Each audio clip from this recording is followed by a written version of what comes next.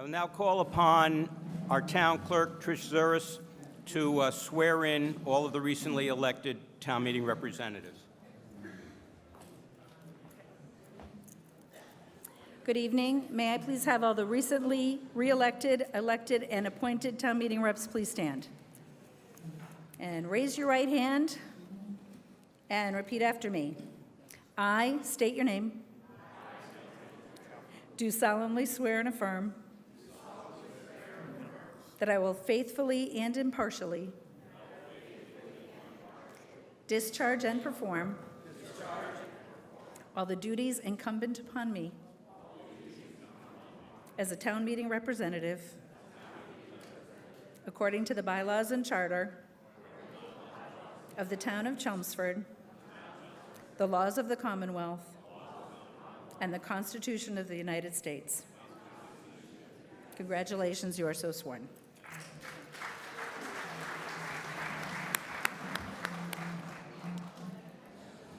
At this moment, I would like a moment of silence in memory of the town meeting representatives who have passed since our last meeting. Elizabeth Ripson, George Ripson, Francis Barry, and Emily Dilworth.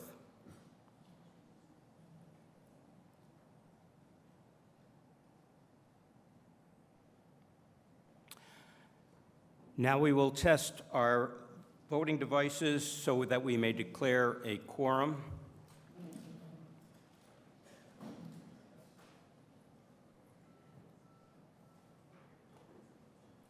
While that's going on, I'd like to announce that the fire exits are on both sides, in the front and the back of this hall, as well as out the way you entered.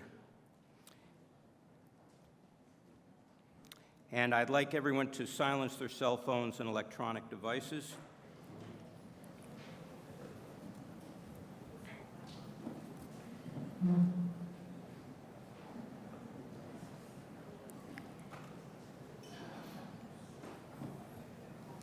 Are they even voting on it?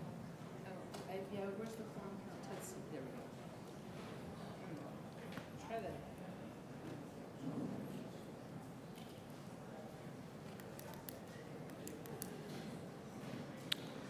I've also been asked to request that if you have to leave the meeting early, kindly drop your electronic voting devices with the checkers in the front hall.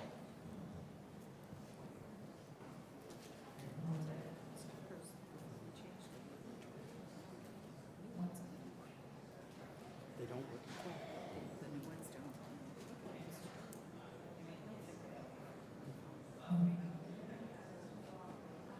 Oh, this will not be good.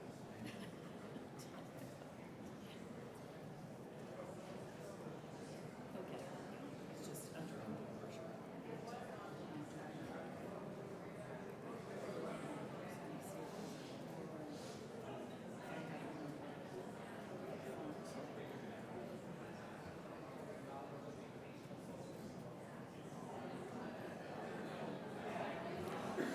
While we're waiting, Pete Padula from Chelmsford TeleMedia will also instruct you on the appropriate use of a microphone.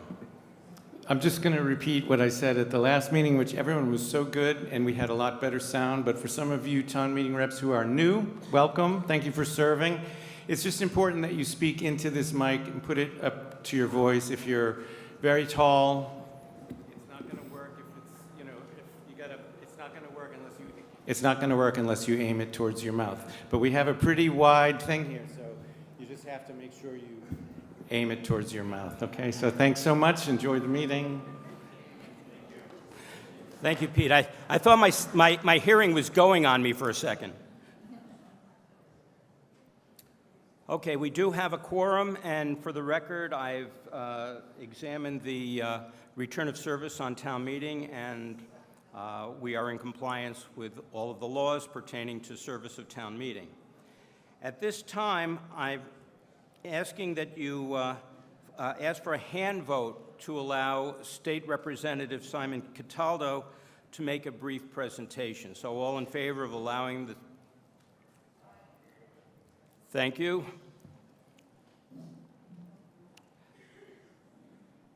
Or maybe not. I don't know who. They're both here. And obviously Rodney Elliott as well.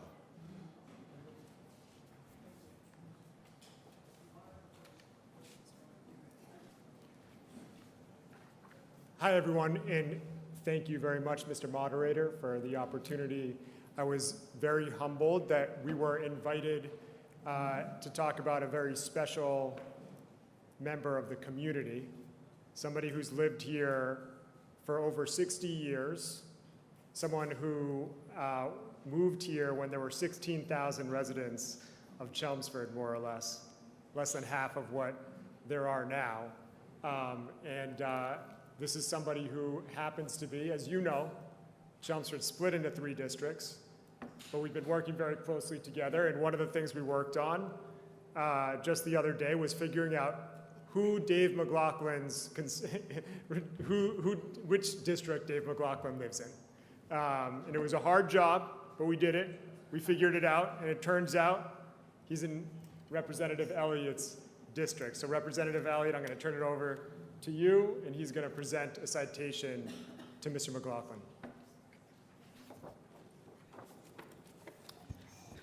Thank you, Representative Cataldo. And he's right, because we have both received emails from you, and at the State House, Simon was preparing the citation, and he said, I think he's in my district. I get emails from him. I've said, I think he's in my district. I get emails from him as well. So keep them coming. But I think, as Simon mentioned, it's really a distinguished honor and pleasure for us to be able to participate and offer you congratulations from the House of Representatives. So if you wouldn't mind, I've actually had the opportunity to see David in action, having attended a number of the Conservation Commission meetings. Your advocacy for your constituents and the environment and the town of Chelmsford is second to none. So if you wouldn't mind, if you would please just come on up. Simon and I would like to present this.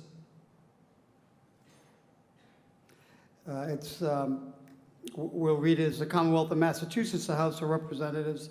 Be it hereby known to all, the Massachusetts House of Representatives offers its sincere congratulations to David McLaughlin in recognition of over 35 years of service on the Chelmsford Conservation Commission. The entire membership extends its very best wishes and expresses the good hope for future fortune and continued success in all endeavors. Given on this 29th day of August at the State House, Boston, Massachusetts, by the Speaker of the House, Ronald Mariano, offered by Representative Cataldo, myself, Rodney Elliott, and Representative James Osiero. David, thank you for all your years of service. Congratulations. We know you're not going to go anywhere soon. Thank you so much.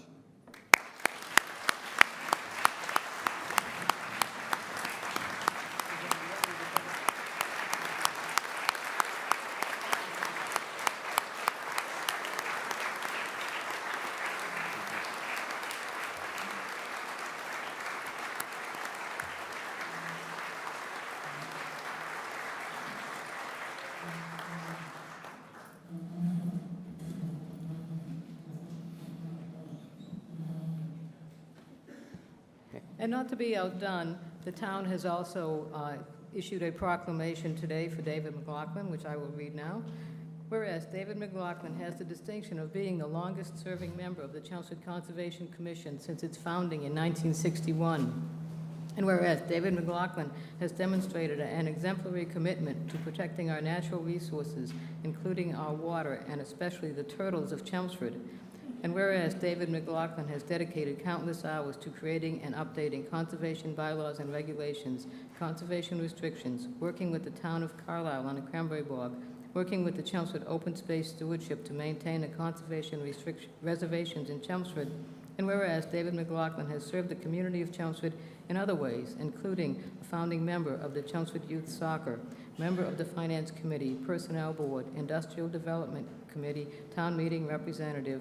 And whereas David McLaughlin's lifetime of dedication, compassion, and leadership has set an inspiring standard for service to others. Now therefore, we, the Chelmsford Select Board, do hereby proclaim April 29, 2024 as David McLaughlin Day in our town, and we urge all residents to join us in expressing our heartfelt appreciation for Mr. David McLaughlin's enduring contribution to the well-being of our community and its natural resources, presenting this 29th day of April 2024, and signed by the Select Board and the Town Clerk. And we also have for David his well-used nameplate for him to keep at home. Thank you.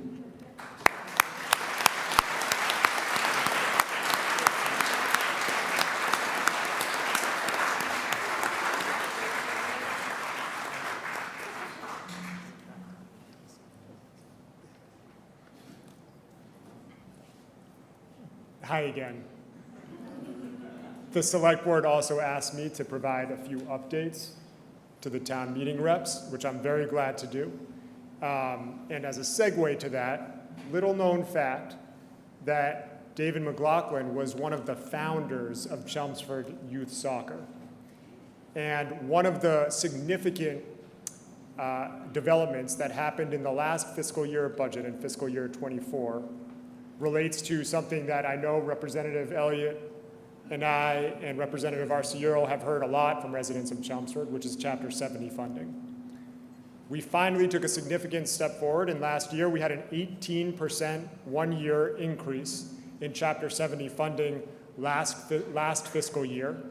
And this year, the minimum state aid per pupil went from $60 to $104 as part of the Student Opportunity Act. So we're starting to see some movement on that. We work mostly on statewide laws, but sometimes we have an opportunity to direct resources specifically for the residents of Chelmsford. And Representative Elliott and Representative Arciero and I have made that a focal point of what we've been doing, and I just wanted to list for you some of those recent budget victories. They include a lightning detection system for Chelmsford's South Row Elementary School, money for which was $70,000, $25,000 for the best senior center in the Commonwealth of Massachusetts, $75,000 for an electrification roadmap study, and credit where credit is due, that was from Senator Barrett, $20,000 for Vinyl Square in Representative Elliott's district, for a total of $260,000 in earmarks for Chelmsford. There was also something very significant, and I've heard from a lot of members of the school committee, teachers, and others about a new program that we implemented to make universal school meals permanent and free for all residents. And the Chelmsford schools have done an excellent job of implementing that program. That's not to be taken for granted. It has been very, very well used by the children and the students of Chelmsford. So thank you to the schools for continuing to advocate for that. We were really glad to have that be a significant win. And this year, we are seeing again a significant Chapter 70 funding increase of 3.1% to $14.68 million. That's the amount of money that's coming from the state to Chelmsford schools. $50,000 towards the purchase of a food pantry in Chelmsford. I think all of us have been out there with many of you as volunteers and have seen how significant the need is in food insecurity in this region. We do know that a lot of people come from the surrounding communities, but certainly a lot are residents of Chelmsford as well. Representative Elliott, again, beautifying his district for $50,000 for the planting of shade trees along roadways. $50,000 for the upgrade of EV charging station at Adams Library, courtesy of Rep. Arciero. Another $25,000 for the Meals on Wheels program that is so well used, and have had the opportunity to come in here and see Deb and learn more about that. And a few other things that are statewide but that have particular significance for Chelmsford. We increased a historic level the funding for the RTAs, which of course include the Lowell RTA, which serves many residents of this district. $63.4 million for the Clean Water Trust, which is the most we've ever invested in that. As many of you know, there have been significant issues with water quality, not only in Chelmsford. I actually think the reason we're seeing some higher levels in Chelmsford is because Chelmsford is ahead of the curve on detection, but that's something that we hear loud and clear is really a priority, and we're working on that. on the state level, and we've been able, again, for the Council of Aging to improve the funding formula 2 years in a row. It's an honor to work for you and with you. Thank you so much, Mr. Moderator, members of the Select Board, and everybody else who's here for granting us some time in what I know is a busy and eventful night. So thank you. Thank you, Representatives Cataldo and Elliott. Thank you.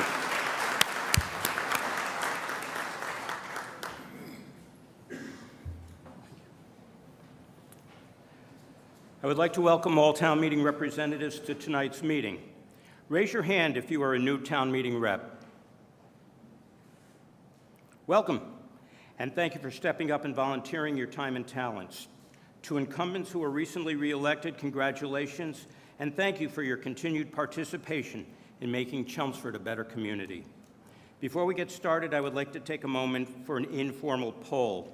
Some have expressed an interest in changing the time for town meeting from 7:30 to 7 o'clock so that we may end each session at 10:30 instead of 11. If you have a strong objection to making this change, raise your hands. Well, there's only a few, but if I'm going to think about it, and I'd like to hear more from all of you, but I do know that it does cause a problem for some people to get here on time, and there may be some more coming later who just can't make it at 7 o'clock. So I'm going to think about that, but thank you. It is, as has been our practice, we have two screens so that all representatives may read the articles and any amendments upon which you will be voting. You can also view the slides on the screen on your tablets, laptops, computers, or other smart devices. Simply log in using the instructions on the screen. Speaking of amendments, all amendments will be submitted on the forms which you can get from either the town clerk or me. If you know prior to town meeting that you intend to file an amendment, you can contact me or Patricia Zuris prior to the meeting for the form, and you can email them to me, and I will make the necessary copies and distribute them to town council and the typist so that they will be ready before town meeting begins. Or if you get it to either of us prior to the introduction of that article, town council should have the opportunity to review the amendment, which will expedite the meeting. This form will create an original and 3 copies.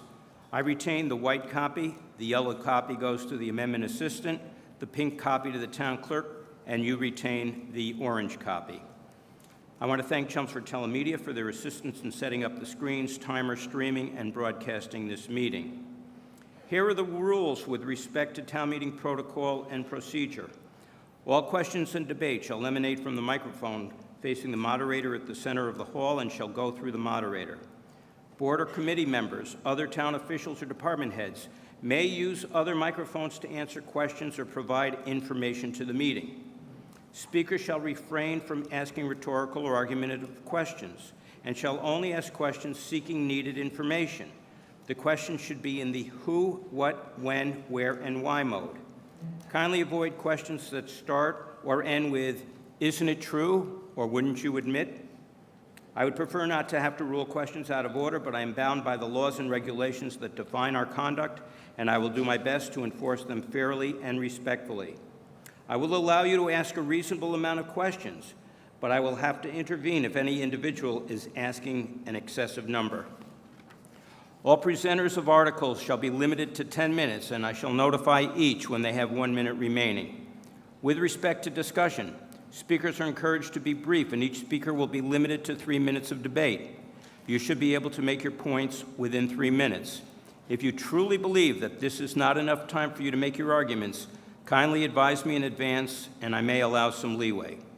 Speakers should ask their questions prior to engaging in discussion. Making inquiries will not be considered part of the 3-minute discussion limit unless you have started discussion and then ask questions. Once the clock starts, it will not stop until the speaker does or time expires. I would appreciate being advised that a speaker is beginning discussion. A person should not speak a second time and shall only be given this opportunity to correct or dispute a statement of fact made by a previous speaker. This privilege will be narrowly construed by the moderator. We do have some other rules of protocol. Please do not refer to any speaker by name. The proper designation is to call him or her the previous speaker. Please refrain from personal attacks. Challenging or arguing in opposition to another's position is fair game and is what this meeting is all about. Intentional slander against any individual or group cannot be tolerated. Let's refrain from repeating arguments that have already been made, but new ideas or distinctions are welcome and encouraged. Discussion of pending litigation will not be permitted unless specifically included in the warrant article being debated. If during the course of discussion I observe several speakers on one side of an issue but none in opposition, I will interrupt debate to inquire if there are any who wish to express the opposing position or offer an amendment. If there are none, I shall end debate and move the question. If there is opposition, I will move that party to the front of the line and allow debate to continue. I trust that you will all appreciate how this will advance our mutual goal of moving town meeting along. To those who may be next in line, should I ever have to exercise this process, you have my apologies in advance. There will not be any debating from the presenter's podium. They may answer questions, but should they want to engage in debate, presenters will have to queue up in line like everyone else. Transparency and effective government are the two goals of town meeting. To expedite our meetings without affecting transparency, we have successfully employed a process called consent agenda. A consent agenda allows the representatives to bundle several routine warrant articles into one, so that instead of taking several separate votes on these essentially bookkeeping articles, we take one on all of them. The town manager and I have discussed the type of articles that would be conducive to this process. These are articles that generally do not involve any questions or debate and are passed in the normal course of town business. I shall request a motion that the body vote to approve a consent agenda involving the articles to be included therein. This still allows for questions and answers and discussion with the opportunity to add or delete consent agenda articles as town meeting deems best. To that end, I am suggesting that the spring consent agenda consist of the following articles: 2, 6, 9, 12, and 14 through 25. Additionally, there are 2 articles which are so interconnected that I will treat them as one. They are Articles 26 and 27. Proponents shall consecutively make their presentations for the respective articles. Due to the nature of these articles, the proponents shall each have 20 minutes to make their presentations, which should reduce the number of questions that you may have. Questions will be permitted to either or both proponents during this time, and discussion shall apply to both articles as well. Since Article 27 seeks rejection of Article 26, no matter which way you vote on Article 26, that shall be determinative of Article 27. If Article 26 passes, you need not vote on Article 27. By the same token, if Article 26 fails, you need not vote on Article 27. We will take up Articles 26 and 27 at the commencement of Thursday's session. We will also vote to allow non-resident Kelly Linema from NIMCOG to be present to answer any questions you may have for her. Out of regard for the presenters and your fellow town meeting representatives, I must respectfully request that there be no conversations at your tables. If I hear background discussions up here, it means that there may be representatives who cannot hear the presentation, questions and answers, or discussion. At the end of tonight's session, I will entertain a motion to reconvene on Thursday, May 2nd at 7:30 at the Senior Center to resume spring town meeting. Thank you.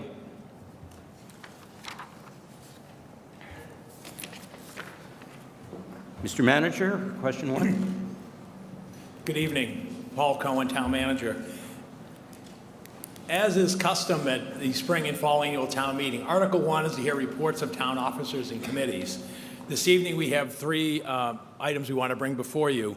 As he listed, the first is regarding the Coolest Farm Task Force. The second, the Fire Station Study Committee, which will be presented by Select Board member Virginia Crocker-Timmons. And then I'll conclude with a brief financial overview of this town at this time. First, Coolest Farm.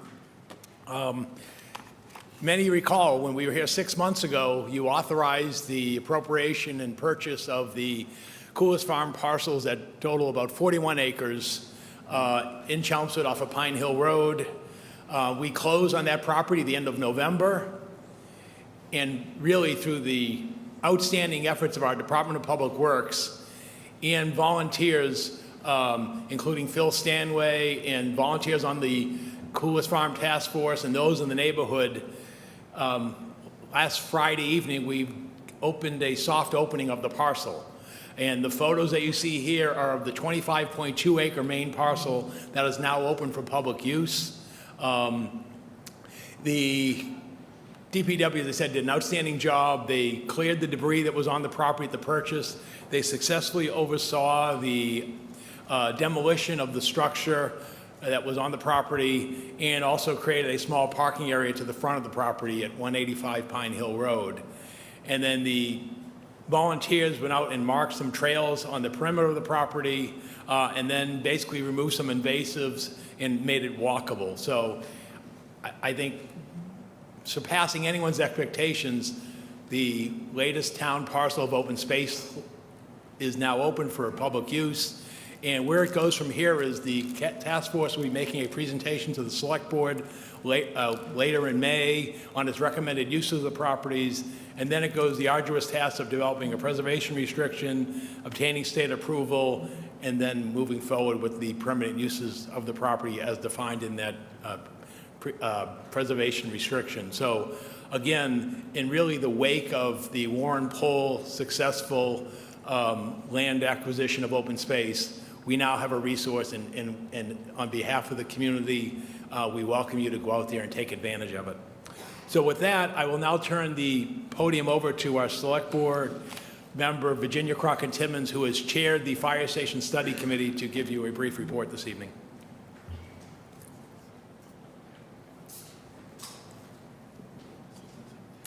Thank you, and good evening.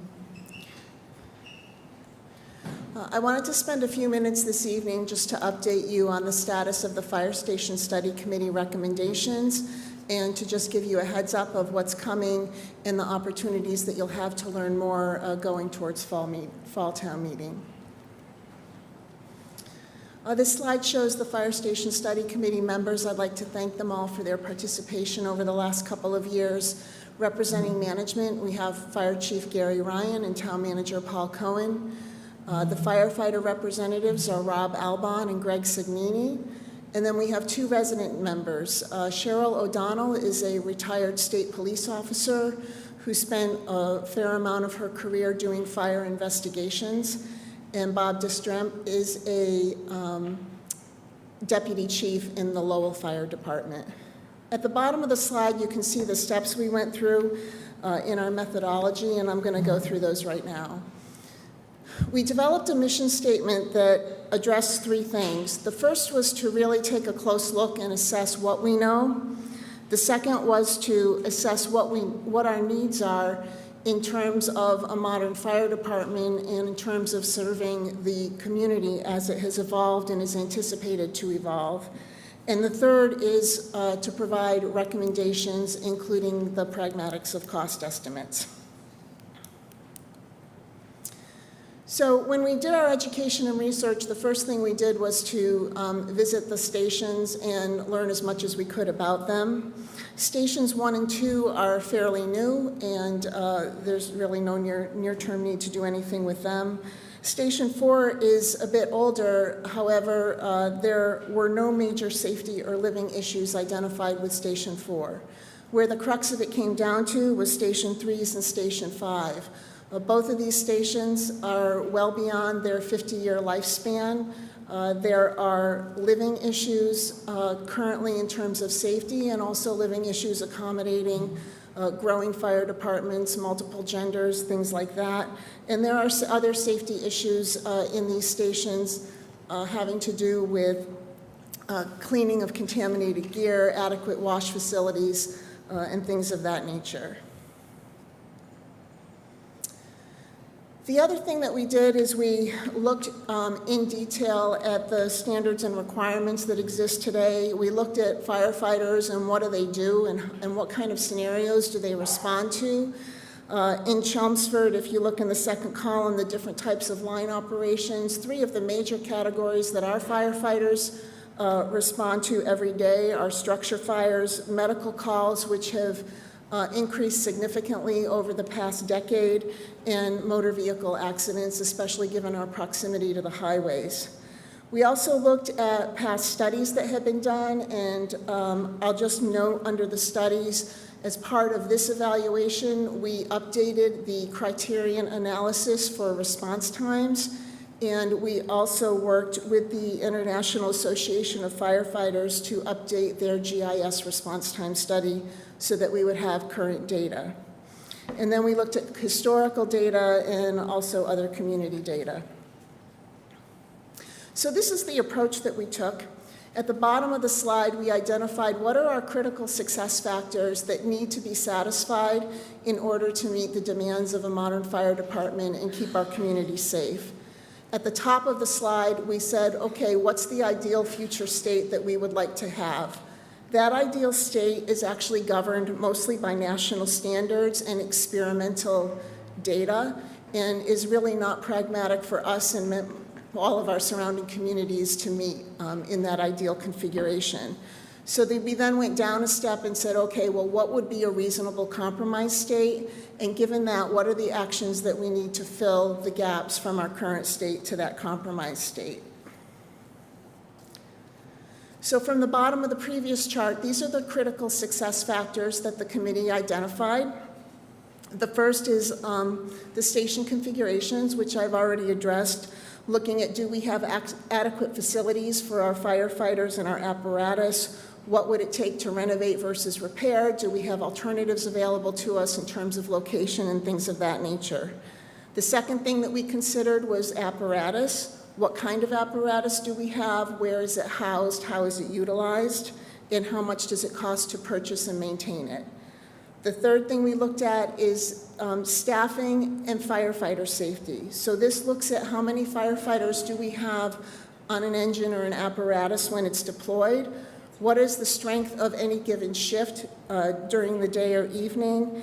And then what is our span of control in terms of having officers on scene and officers available at the stations from a span of control standpoint and a safety standpoint? And then the fourth thing we looked at was the public safety aspect and response times. And this looked at not only the what they call the first due response, which is the response time for the first company to arrive on scene, but also the second due response time for the second company to arrive on scene, because there are different things that those companies do and interdependencies between the two. And then last, we looked at the investment, including colors of money, whether it's operations money, capital money, or other sources might exist.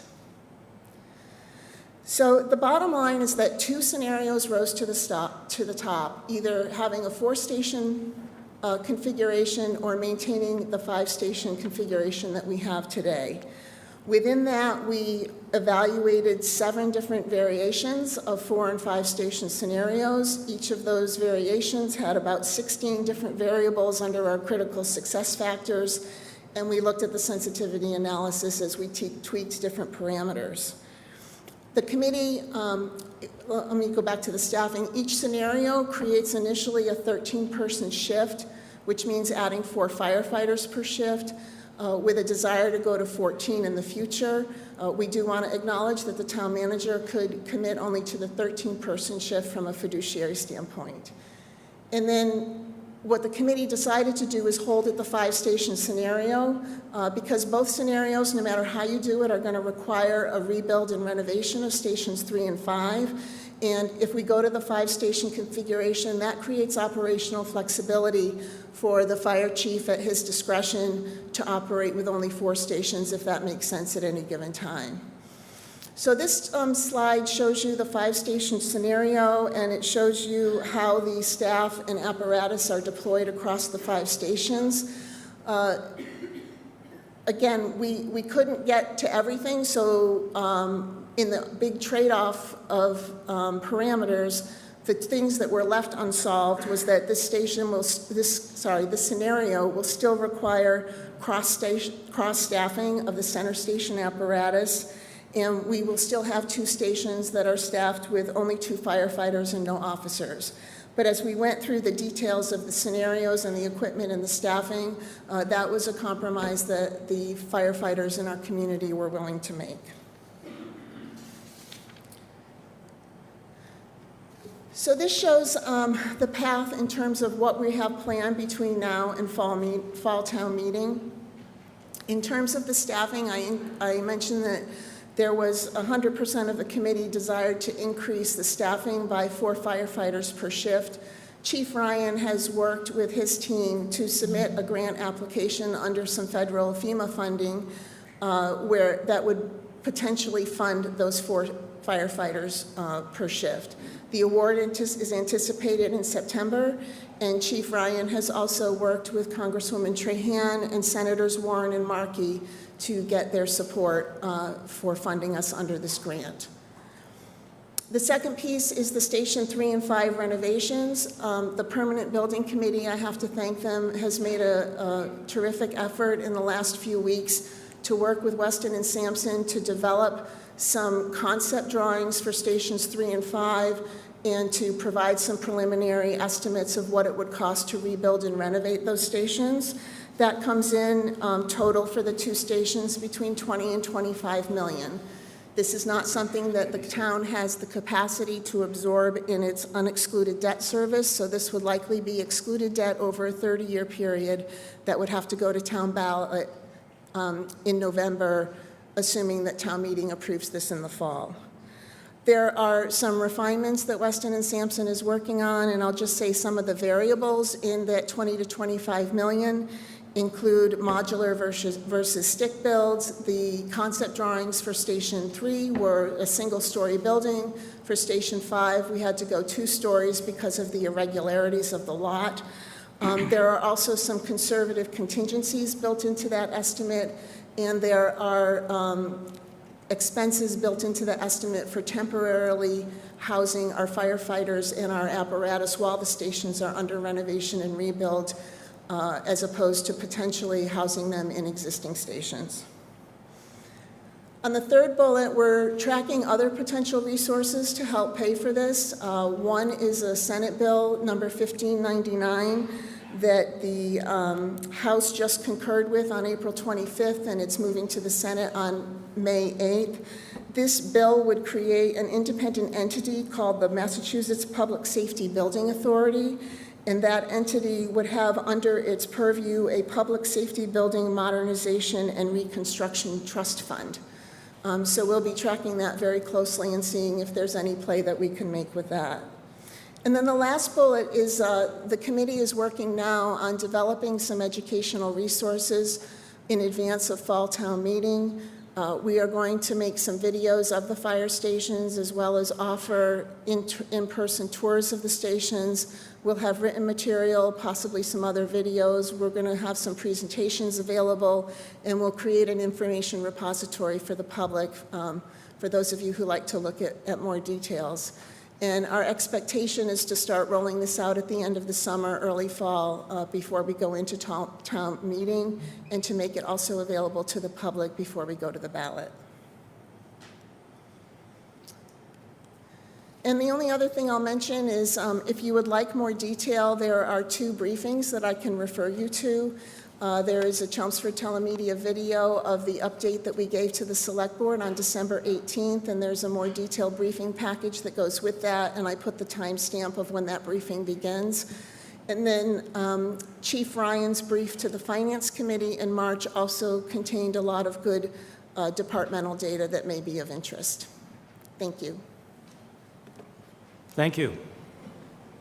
Mr. Manager, before we get apparently, the Sheila Avenue residents are complaining that we are taking up their parking spaces. I don't know if these are designated parking spaces for their specific units, or if it's in a particular parking lot, or if it's just street parking that has signs, resident parking only.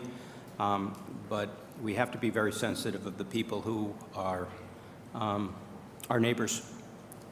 So there's that. Ms. Manager? Okay. And the final report, as is customary before town meetings, to give a brief financial overview.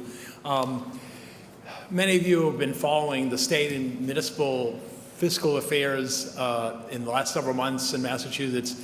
You know that we've sort of are in a tough period. After dealing with COVID, we're in a period of continued high inflation that's exceeding sort of the Federal Reserve's best estimate to bring it down to traditional 2% levels. If you follow the Massachusetts revenue collections since the start of the fiscal year last July, they basically failed to meet their revenue targets for every month until they hit the month of March. And later this week, we'll hear, I believe on Friday, we'll hear how they fared in April. But the bottom line is revenues are tight. At the municipal level, clearly if you've looked on social media or in print media or otherwise, you see the challenges that are happening in our neighboring communities. Westford gathered this past Saturday and approved a Proposition 2.5 override, which will now go to the ballot. The town of Dracut is talking repeatedly of multiple fiscal year challenges. Towns of Groton, Pepperell, and Townsend have defeated overrides. We're not there yet. We're monitoring our fiscal condition. As we prepared this budget over the last 6 months, we basically, in the general government side, are offering a level staffing, level service budget. Our town accountant, Darlene Lucia, gave a report to the select board early this month, and she reported that this fiscal year we will finish in the black. And at the end of the fiscal year, at the end of July, she'll submit our balance sheet to the Commonwealth, and as customary, in time for fall town meeting, we'll have our free cash certified and available for designation by the town meeting. The budget that's being presented before you this evening is a $162.6 million operating budget. We also have a $5.88 million capital expenditure plan. And again, the challenges are hard in this period of a labor shortage where you're having difficulties in terms of finding and new staff, retaining staff, and the cost of personnel. And as well as we've seen the material costs in terms of supply issues, and then also the cost of getting work completed. You'll hear this later this evening, and our finance director talks about the challenges that we had preparing a capital budget to maintain our essential critical infrastructure over 28 buildings, as well as our underground infrastructure and sewer and stormwater and so forth. Again, even if you're trying to do a home project, you can see the prices have just escalated tremendously in the past 5 years since the pandemic. And why that is in particular concern to a community like Chelmsford is over 3/4 of our revenue, roughly about 77%, comes from Proposition 2.5 property tax. And the governor on property tax is 2.5%. And so it's a simple math equation. If you have inflation that ran much higher a few years ago, above 2.5%, and even currently are running above 3%, the math doesn't balance. And so that's what we're trying to do here, is to monitor the budgetary challenges that are out there and act with forethought and vision towards the challenges that'll be here in 6 months when we start preparing the budget for fiscal year 26. Even at the local level, at the general government level, we actually are not filling certain positions. You don't want to be in a situation where you're hiring somebody and then laying them off 6 months later. So again, we just want you to be mindful. In terms of the calculator, the next slide, we have our 5-year forecast. It's presented it's in the budget book, the thick blue one that you have here before you this evening. By state law, we're required, unlike the federal government, but like the state government, we're required to adopt a balanced budget.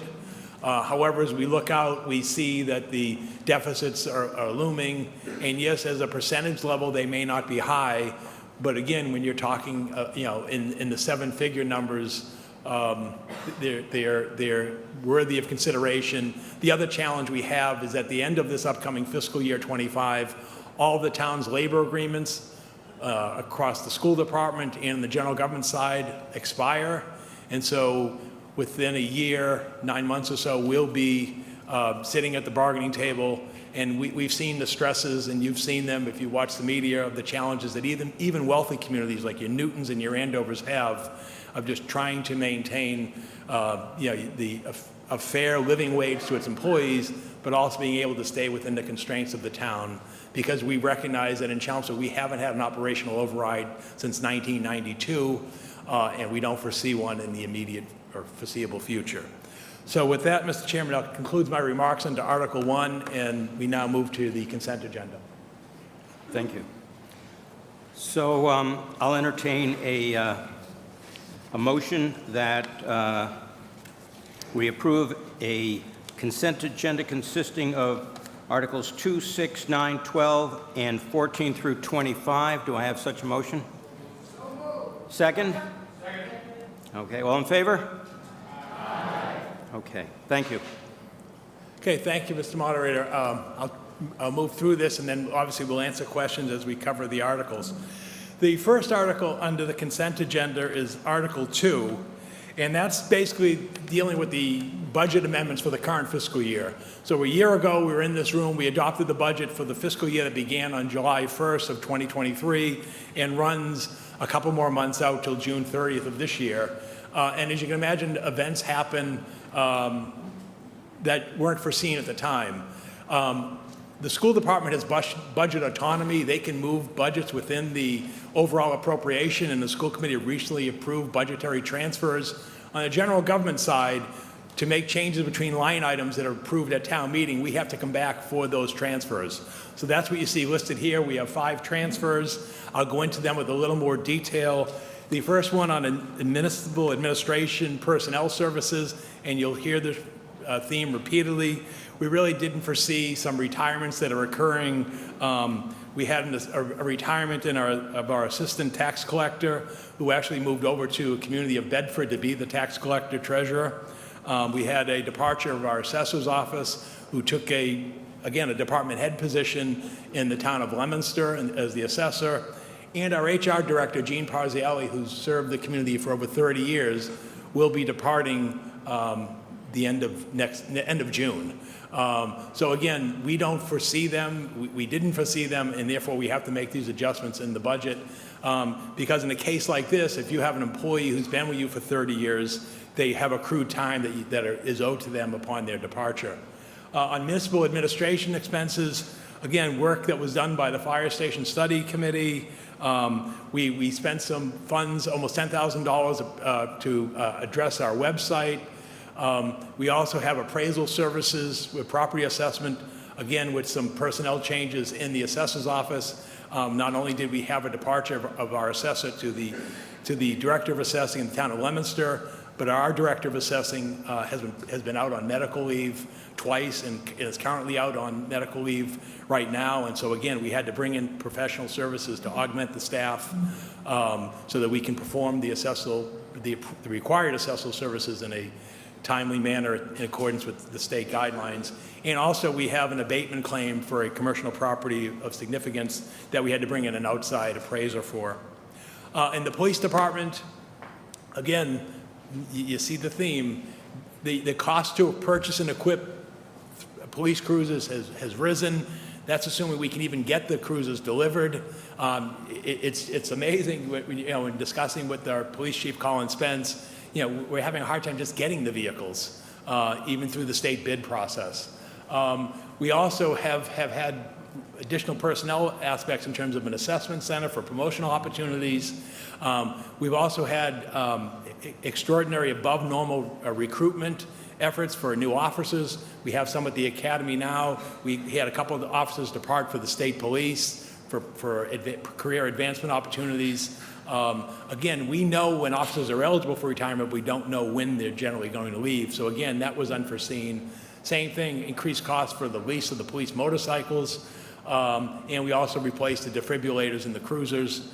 The fire department, we do a good job in have an ongoing schedule for replacing and rehabilitating our fire apparatus.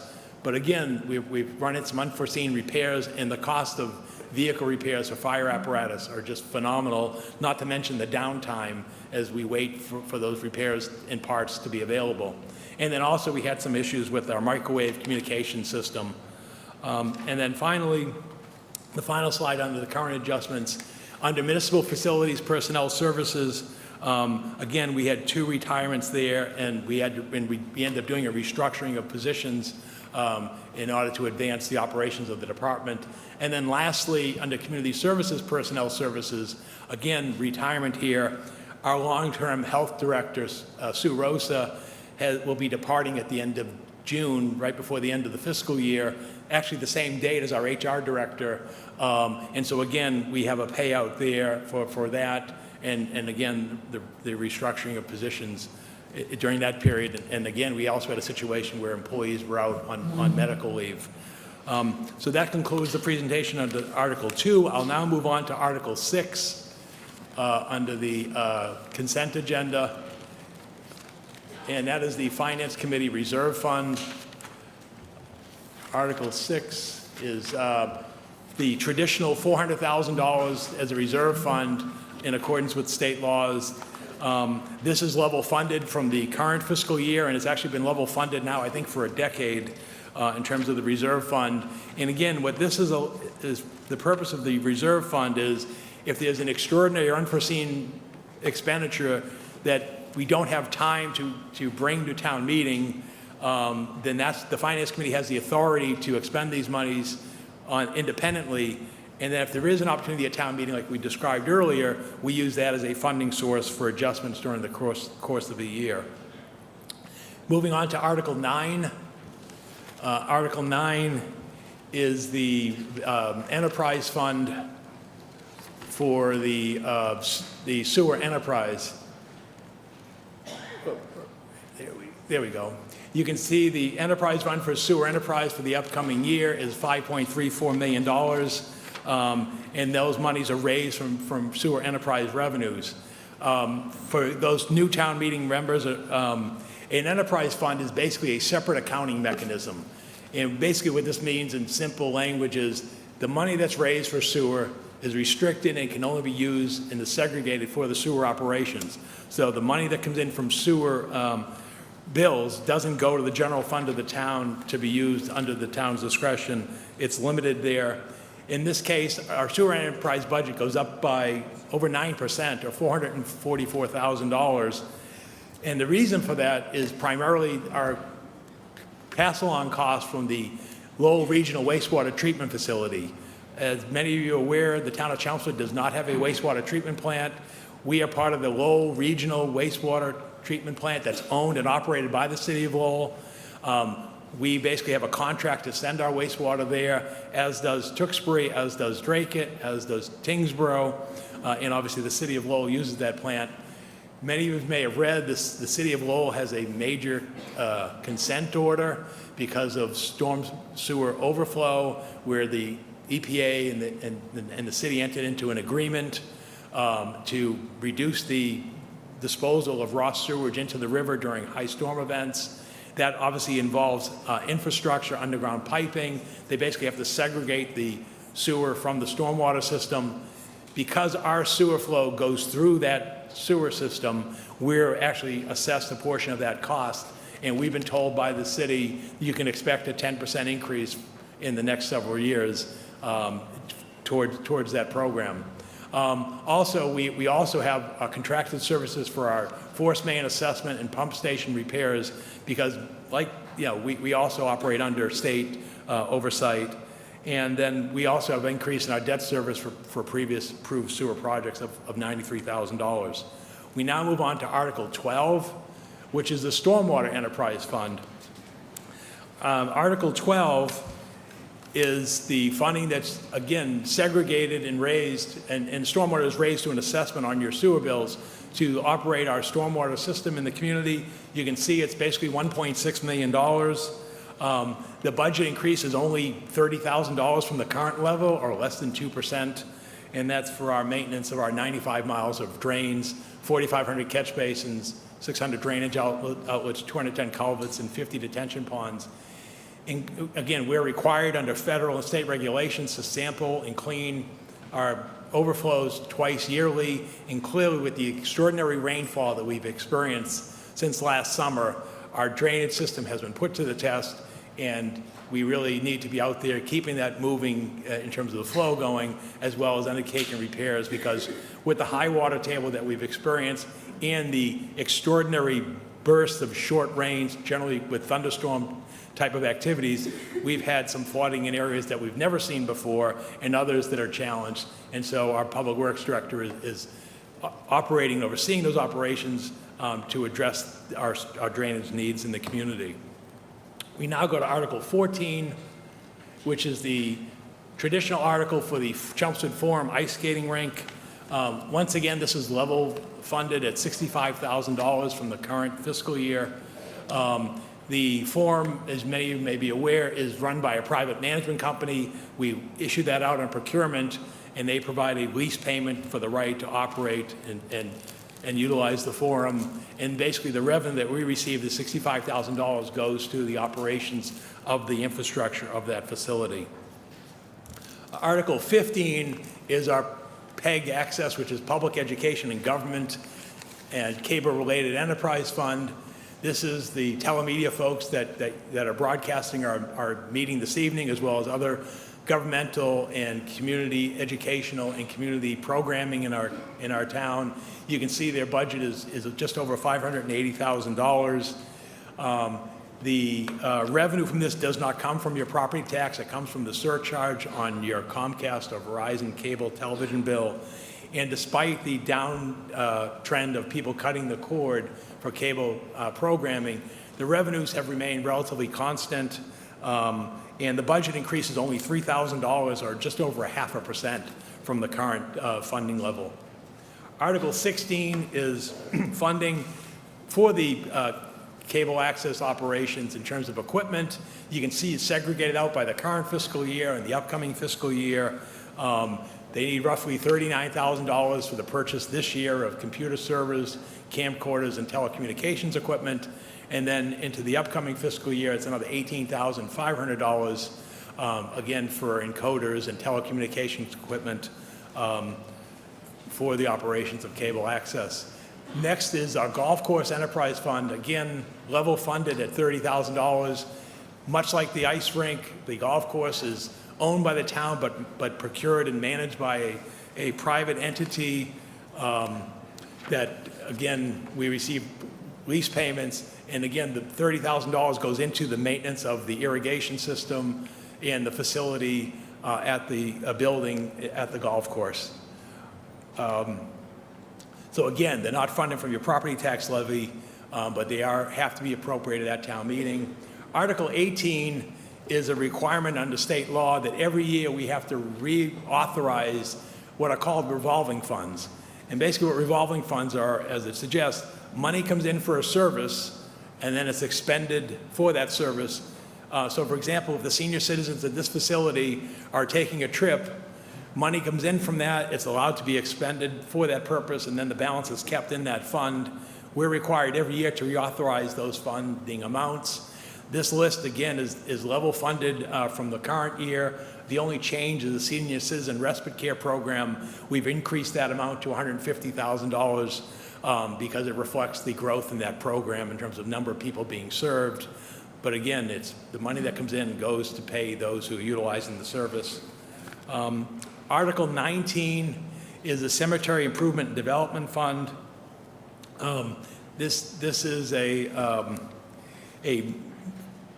fund account that comes from the sale of graves and lots for those who were interned at our cemeteries across the community. The work that's being proposed by the cemetery commissioners are threefold.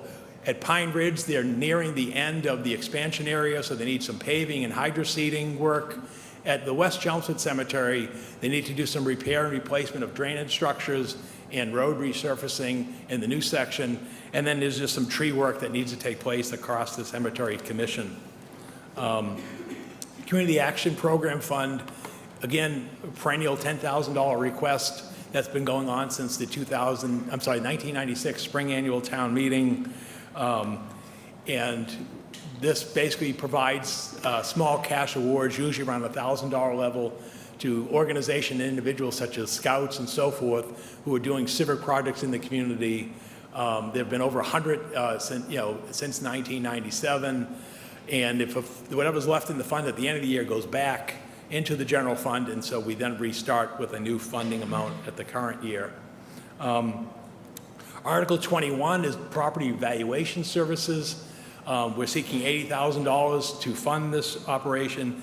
We're required by the Commonwealth every 5 years to do a full property revaluation, and that we're required to inspect all town properties over a 10-year period. So basically, full valuation every 5 years, you've got to go out and see all the properties over 10 years. So roughly, you've got to go out to 10% of the properties at a minimum to keep current with this program.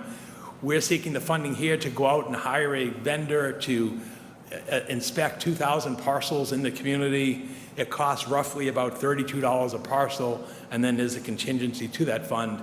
Our reval is up in fiscal year 26, which means we have to wrap up all of our work in the upcoming 12 to 15 months so we can submit our certification to the state in order to have the certification after public hearings approved by the Commonwealth, and then have our tax rate approved in what would be the fall of 2025 for fiscal year 26.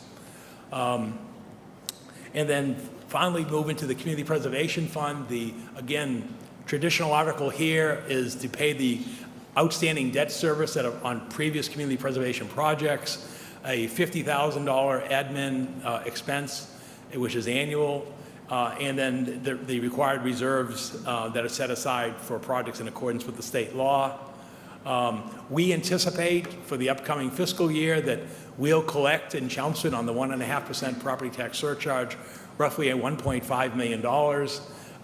We're projecting the state revenue at only $255,000. That's low, and the reason that that is low historically is the revenue source for the Community Preservation Fund contribution from the state comes from the deeds excise tax. Well, if property real estate transactions are down and refinancing is down, the activity at the registry is down. And so this is reflecting what we think is a conservative number. Occasionally, when the state has years of budget surplus, they'll augment it with state surplus. But again, with the state's in some fiscal challenges, that may not be the case for this current fiscal year. So that's what's taking place under this article. Again, we're required to set aside 10% of our collections for the traditional three uses of open space, historical, and community housing. The other 70% go to what's called the general budgeted reserve. This is our existing debt service that's out there on the projects that were previously approved at town meeting. As you can see listed, we'll be paying in this upcoming year, the final year of the work that was done at Barney Playground about 10 years ago. The Roberts Field improvements have 3 more years to go through fiscal 28.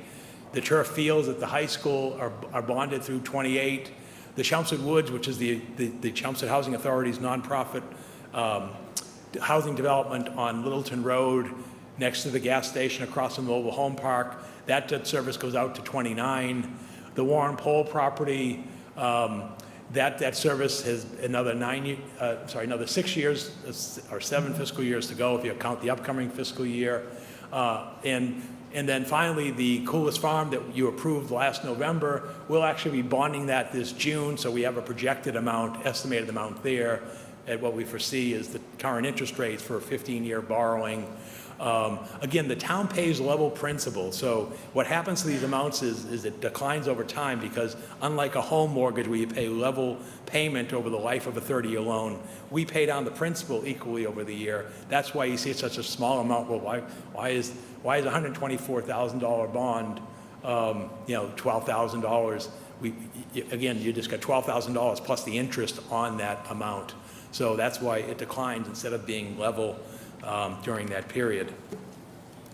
And then minor one under community preservation approved projects. The Community Preservation Committee held hearings in January and February, approved 2 minor projects having to do with the cemetery. One is for $8,000. You've seen this before last year.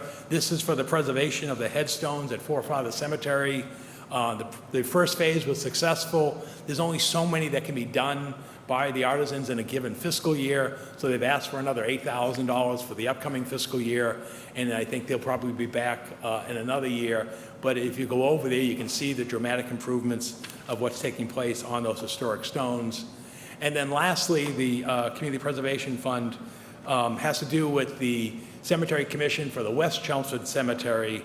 And what they're looking to do there is spend $40,000 to replace the chain link fencing on Strawberry Hill Road with a historic post and rail fencing at that site, much like you see at some of the other cemeteries in town. And then Article 25 is the effect of military service on and leave allowance, and make sure I'm still in the consent agenda. Yes, this is the last article on the consent agenda. This is an acceptance of a provision of state law, as you can see listed, Chapter 33, Section 59, regarding military leave of an employee. Basically what it means is that if one of our employees is called into active services or reserves, they don't lose their base, their base earnings of pay, their seniority, or their accrued leave.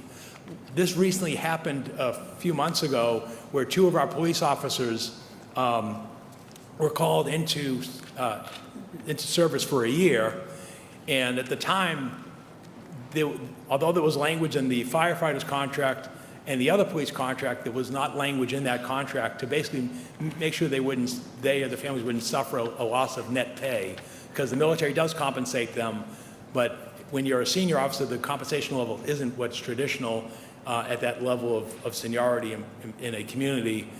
So the select board agreed and approved a side agreement with the union to make them whole.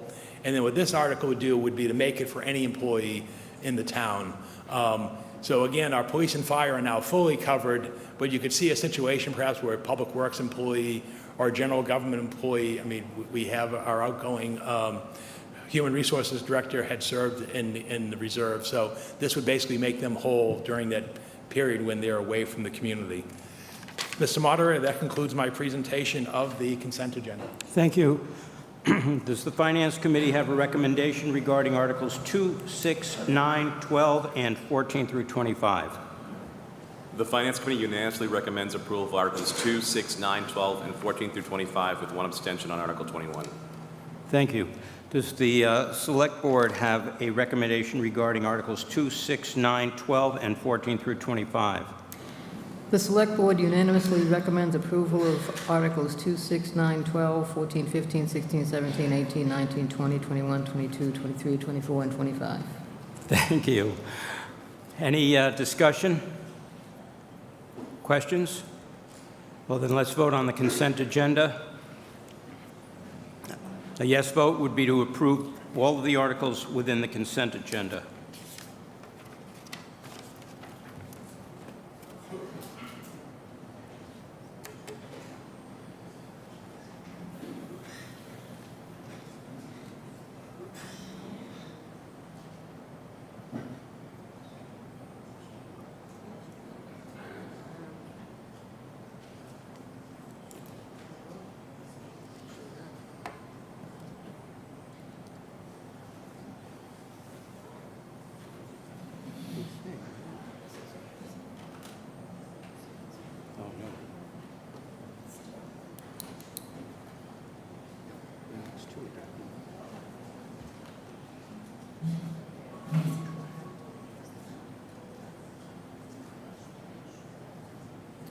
The article passes 133 in favor, 1 opposed, and 1 abstention.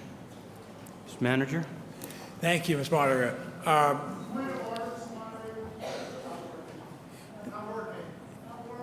What's not working? Okay. Well, Are they hitting them twice? please bring it to the attention of and Okay. Okay. how many are not working? 6? Okay.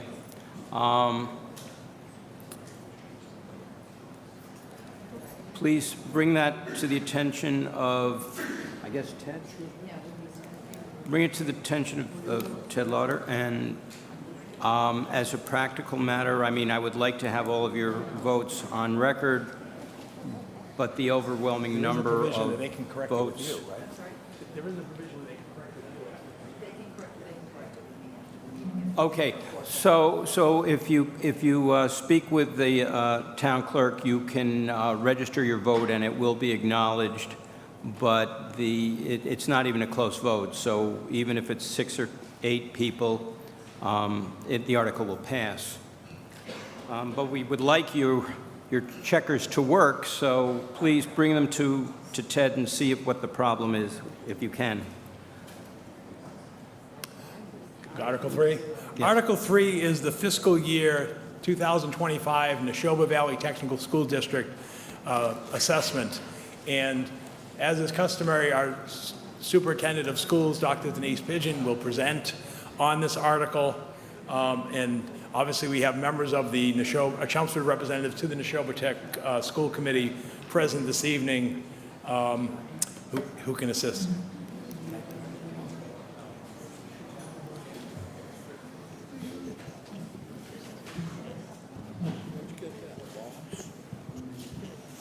Thank you and good evening. My name is Denise Pigeon, and I'm honored to serve as the superintendent for Neshoba Valley Technical School District. As you know, Neshoba Valley Tech is a public vocational high school, and we serve 8-member towns: Ayer, Chelmsford, Groton, Littleton, Pepperell, Shirley, Townsend, and Westford. Proud to share that Chelmsford was one of our founding members. As you know, we provide high-quality technical education for the students of the town. Students that are actively participating at Neshoba Tech, that are enrolled at Neshoba Tech, are enrolled in 3 different career clusters. Right now, the students from Chelmsford, 40% of the students are participating in transportation and construction programs. 33% are enrolled in health and services programs, and 27% in arts and technology programs. I always like to share about the enrollment and the enrollment history. As a regional school, the enrollment is one of the biggest factors in terms of calculating the assessment. So at Neshoba Tech, Chelmsford's enrollment continues to be strong. There's actually been an increase of students this year from last year. We're at 218 students from Chelmsford. Although it's not the highest enrollment, that goes back to 1976 when you enrolled 313 students at Neshoba Tech. We always look at enrollment in comparison to all of our sending towns. So again, Chelmsford is up 6 students from last year. And our district enrollment overall, this is a very important component, we're up 42 district students this year. So enrollment continues to be strong. We're in a period where our overall district enrollment has been increasing over the past few years, and we anticipate that trend is going to continue in the next year or 2. In addition to the number of students and the change in student population, when we look at the assessment, the portion of the overall student enrollment by the town is important. Chelmsford continues to be our largest sending town, followed by Townsend and Pepperell. The budget drivers for the FY25 budget are items that are not going to sound unique to Neshoba Tech. They're issues that have been faced by school districts across the Commonwealth. We have seen an increase in student need and an increase in students with disabilities, which require additional supports. In this FY25 budget proposal, we have had to add some additional support, such as board-certified behavior analyst support, support of registered behavior technicians. Another significant driving factor of the FY25 assessment is actually transportation costs in general. Our bus contract is up, and our special transportation needs for students is up as well. And then in addition to that, we have contractual increases. Cost of supplies and materials and equipment continues to increase. Cost of maintaining the building and other vendor contracts. In terms of capital, as you know, our building is over 50 years old, but we've continued to partner with our vocational programs to keep the building in really good shape. We have a very robust 5- and 10-year capital plan. We are currently implementing the second phase of a fire suppression system renovation, and that cost of that renovation is in the FY25 budget proposal. We recently replaced the elevator in the school.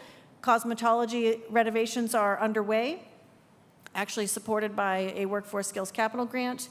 And we have been very fortunate to receive numerous competitive state-level grants that have been open and available to vocational schools. So we're in the process of implementing a $2.5 million workforce skills capital grant that will modernize and expand the footprint of our vet assisting and electrical programs, which are two of our fastest growing programs at Neshoba Tech. And in terms of other capital and FY25 and beyond, not unlike what we're hearing from the town of Chelmsford, it is in fact an aging building, so we do have more work to do moving forward. We do anticipate some significant capital needs as we go forward. Some of the larger ones, continuing to finish the fire suppression system upgrade, HVAC upgrade is going to be another significant project, and we are researching different options with green energy grants and potential MSBA accelerated repair. More good news. Again, we have been aggressive in seeking competitive workforce skills capital grant funds. We thank our state leaders for supporting these grant opportunities for vocational schools. We have fared well with the application process. In the last couple of years, we received $250,000 to assist in upgrading plumbing, $500,000 to assist in the cosmetology renovation, $2.5 in veterinary assisting and electrical. And more recently, if you've driven by Neshoba Tech in the last couple of weeks, it's been very exciting times. We are in the process of, we broke ground just a couple of weeks ago on adding 7,000 square feet of instructional space that will house our engineering, robotics, and programming and web programs. And this entire project is being funded through a state grant. When we build the budget, we always look to capital stabilization and see the status of our account. We do have a balance of just over $1.6 million in our capital stabilization. In the FY25 budget proposal, we are not planning to add additional funding, but futuristically, we may need to look at this as a vehicle for some of the capital needs that we have coming up. In addition, we always look at OPEB. As a regional vocational school, we are required to fund and move forward with funding our OPEB, just like the town of Chelmsford. And we've shared with you our current liability and our trust fund balance. The FY25 budget is actually a decrease in the amount of funding that's going towards OPEB in comparison to previous years. Last year, we had put forward $200,000. The committee did decide to make that amount $100,000 this year in recognition that some of our member towns are really struggling financially right now. Just as a point of information, I'm often asked the question about our per pupil costs. So this is a comparison of Neshoba Tech in terms of per pupil spending compared to other vocational schools in the area. We continue to be on the lower end of per pupil expenses. This is the bird's eye view of the budget. The largest increases are the budget drivers that I had shared with you in an earlier slide in the 2000s and 3000s, so our instructional costs in terms of increased student need, and in the 3000s with our transportation cost increases. Revenue for Neshoba Tech comes from basically two major buckets: funding that comes direct from the towns through the town assessments, and then other non-assessment revenue, such as direct Chapter 70 aid. We did have an increase of about $139,000 in direct Chapter 70 school aid, and that's connected to the increased district students, transportation reimbursement, and we are using some of our certified excess and deficiency funds to support this budget.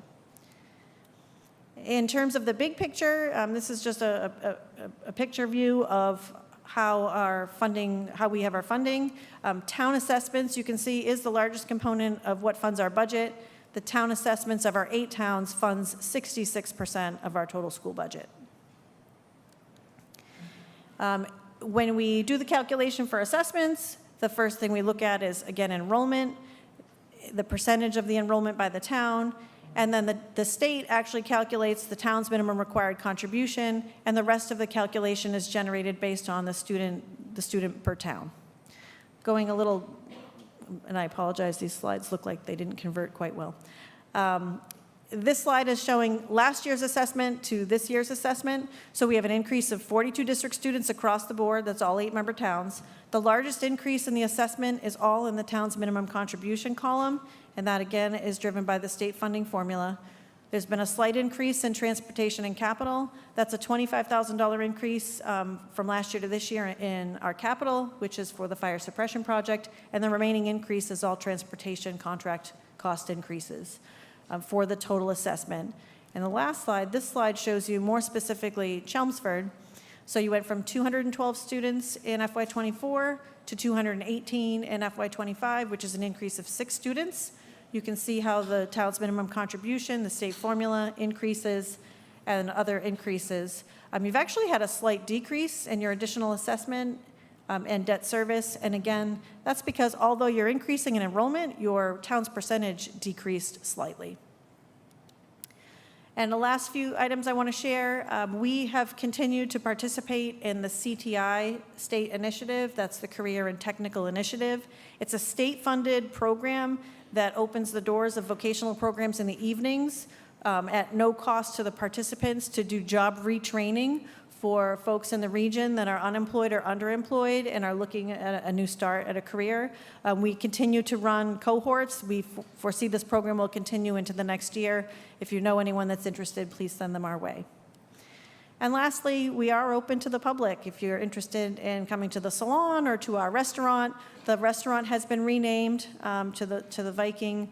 We have a bistro, but they've gone forward with renaming to include the word Vikings for our students, the Viking Bistro. We also have design and visual services such as printing that we can help out with for the town and any other items of that nature. Thank you. On the dollar, on the button, 10 minutes, perfectly. So, does the select board have, does the Finance Committee have a recommendation? The Finance Committee unanimously recommends approval of Article 3. Select board have a recommendation. The Select Board unanimously recommends approval of Article 3. Does the Neshoba Valley Technical High School School Committee have a recommendation?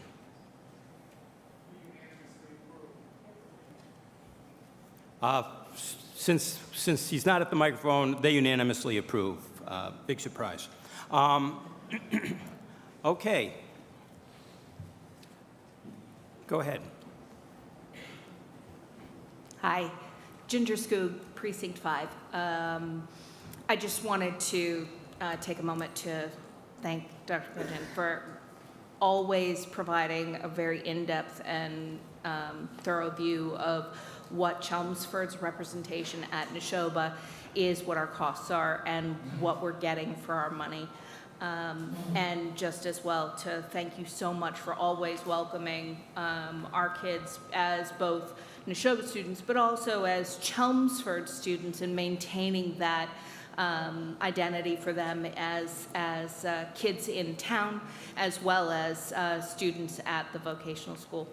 And just another comment to the rest of town meeting, it's incredibly important for us all to remember that though these kids aren't going to our local high school here, we are paying for their education at Neshoba, and that for those kids having a touch point here in town remains incredibly important so that they can feel like they are represented as citizens, as well as have those opportunities to volunteer, represent, and show their achievements as Chelmsford kids, as well as kids at Neshoba Valley. So thank you very much. Thank you. Anyone else?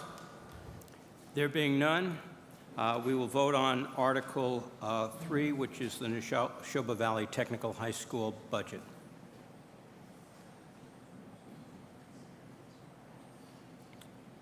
And please let us know as soon as you know if there are any problems with your counter, your device.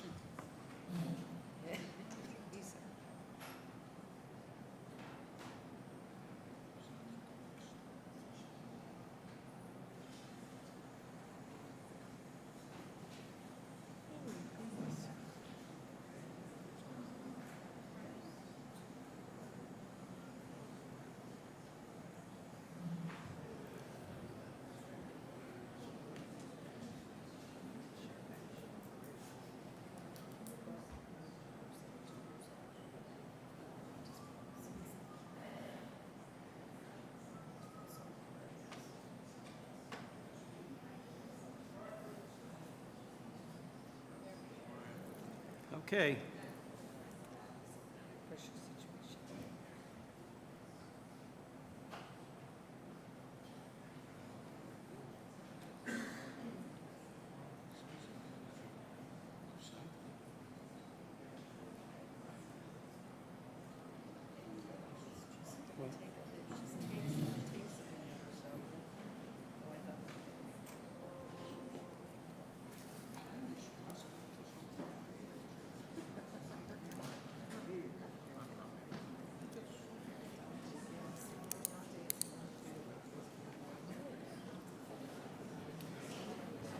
The article passes 123 in favor, 1 opposed, no abstentions. Hopefully everybody's ticker, no?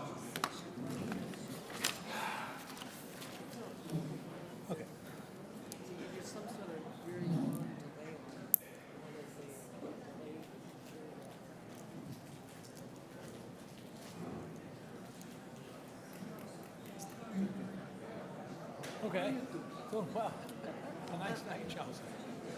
That was a long consent agenda. Yeah. I mean, I shared the John. Yeah, we saw it as a 219. Yeah. And the big things are the school feasibility site tonight and Thursday night will be MBTA zoning, so. And that was pretty much how the information session went too. How did it go with the information session? Oh, it was fine. It was about 35 or so people. And most of the questions were about MBTA zoning and school feasibility study.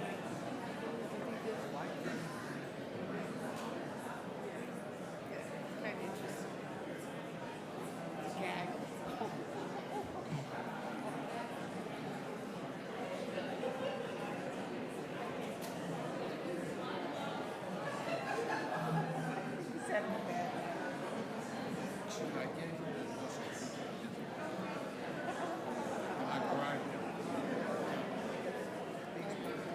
Let's not go forward on fraud conversations.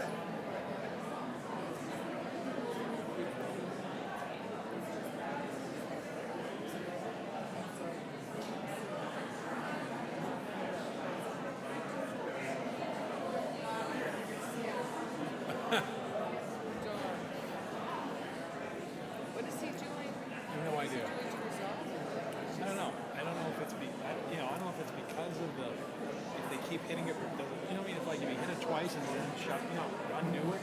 I don't know. But something's got to be because. I agree.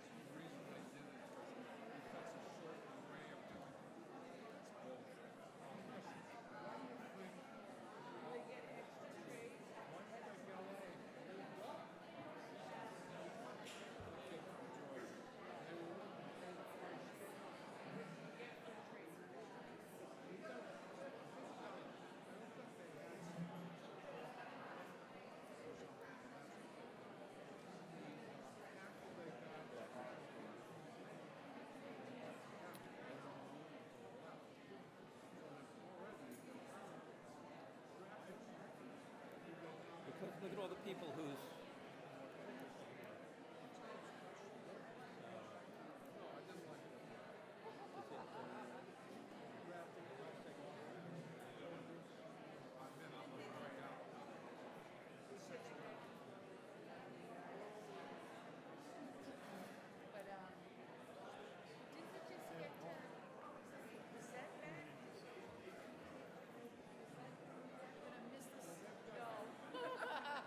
Not gonna miss that part. Nicely, no. No.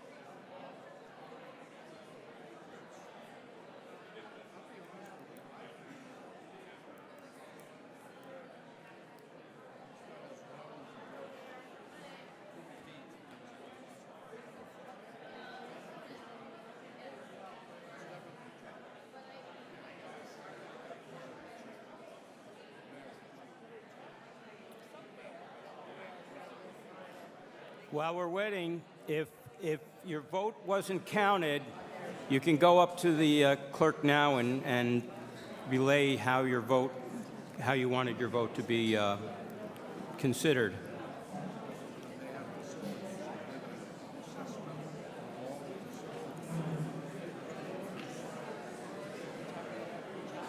Tricia, they're coming to tell you how they voted.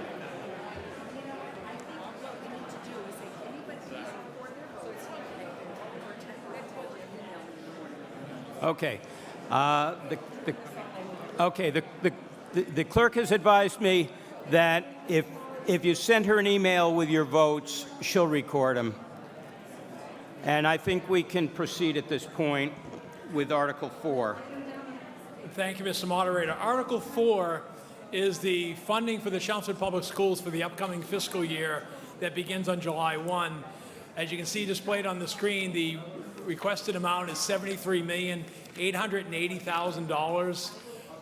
And our superintendent of the schools, Dr. Jay Lang, is going to give the presentation regarding the upcoming school budget.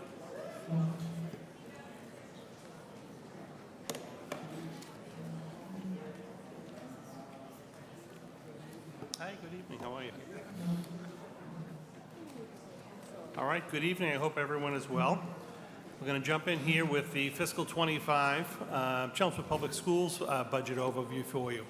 So to be consistent with the past, we had budget books in the past. The school committee received a recommended budget from me in early February, and then right after February school vacation, held a budget hearing and approved the budget which is before you this evening.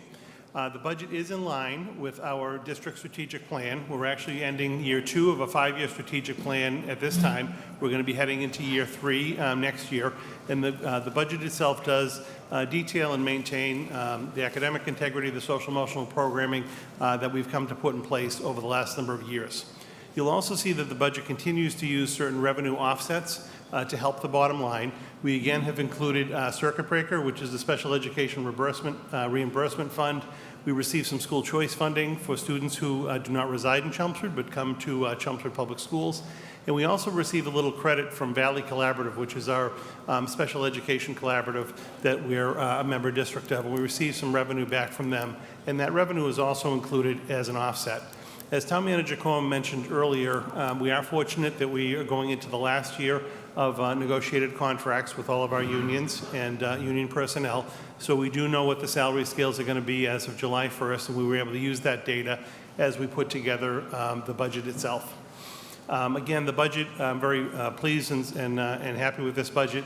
It not only maintains the integrity of the programs and services we currently are providing in fiscal 24, but we've also been able to look at a couple of opportunity areas, one which I'll discuss in a few moments around special education services, and also one of our academic focus goals for next year is mathematics, and we're able to incorporate funding for some positions with that.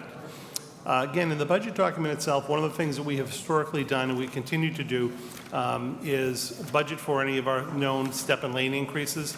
So we have individuals who might progress from year 2 to year 3. That's already included in the budget figures. And we also include funding for individuals who may be attaining an advanced degree. So if you have a master's degree and you're moving to, say, a CAGS or a doctorate degree or something like that, they have to notify us, and we've included those budget figures in the budget.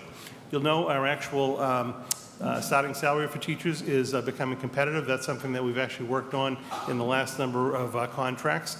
Within the budget, we've included Master's Step 3 as our average for any of our staff that we're replacing for the coming year. And for us, that's going to be $71,000 next year. So that's a very good salary for us to be able to attract individuals into the system. We're incredibly fortunate that we have a very stable workforce of about the 375 teachers that we have. We have 9 retirements this year. So in comparison to other districts, we really do a great job of, I believe, welcoming district staff. Our staff stay with us for a very long time. We're able to attain them, and we do not have significant staff over. Only having to fill 9 out of 375 spots is really, it's predictable and it's reasonable, and that works well for us. So a couple of areas where we actually do have some investment in the budget for the coming year. One is really compliance-driven, and it's around the area of special education. And later in the budget, I'll talk about the mathematics initiative that I mentioned earlier. But 2 years ago, the first one, we actually started a language-based program at our middle school level. We didn't previously have one. So this is a program that helps students who have some targeted reading needs. We added a classroom at 5th grade that worked out very well for us. Last year, or the current year that we're in, we added 6th grade because obviously those kids move up a grade. Again, very successful. And now next year, those kids are going to be going off to 7th grade. They're going to be going off to McCarthy. And we need to add a complementary language-based classroom at McCarthy Middle School. I'll be here a year from now, and we'll be adding the 8th grade classroom, and then we'll have a full contingent, grades 5 through 8, in our 2 middle schools. So funding for that program, again, which has been very successful, is included within the budget. We have a number of students on the autism spectrum who are currently in 4th grade who are going to be going up to Parker Middle School next year.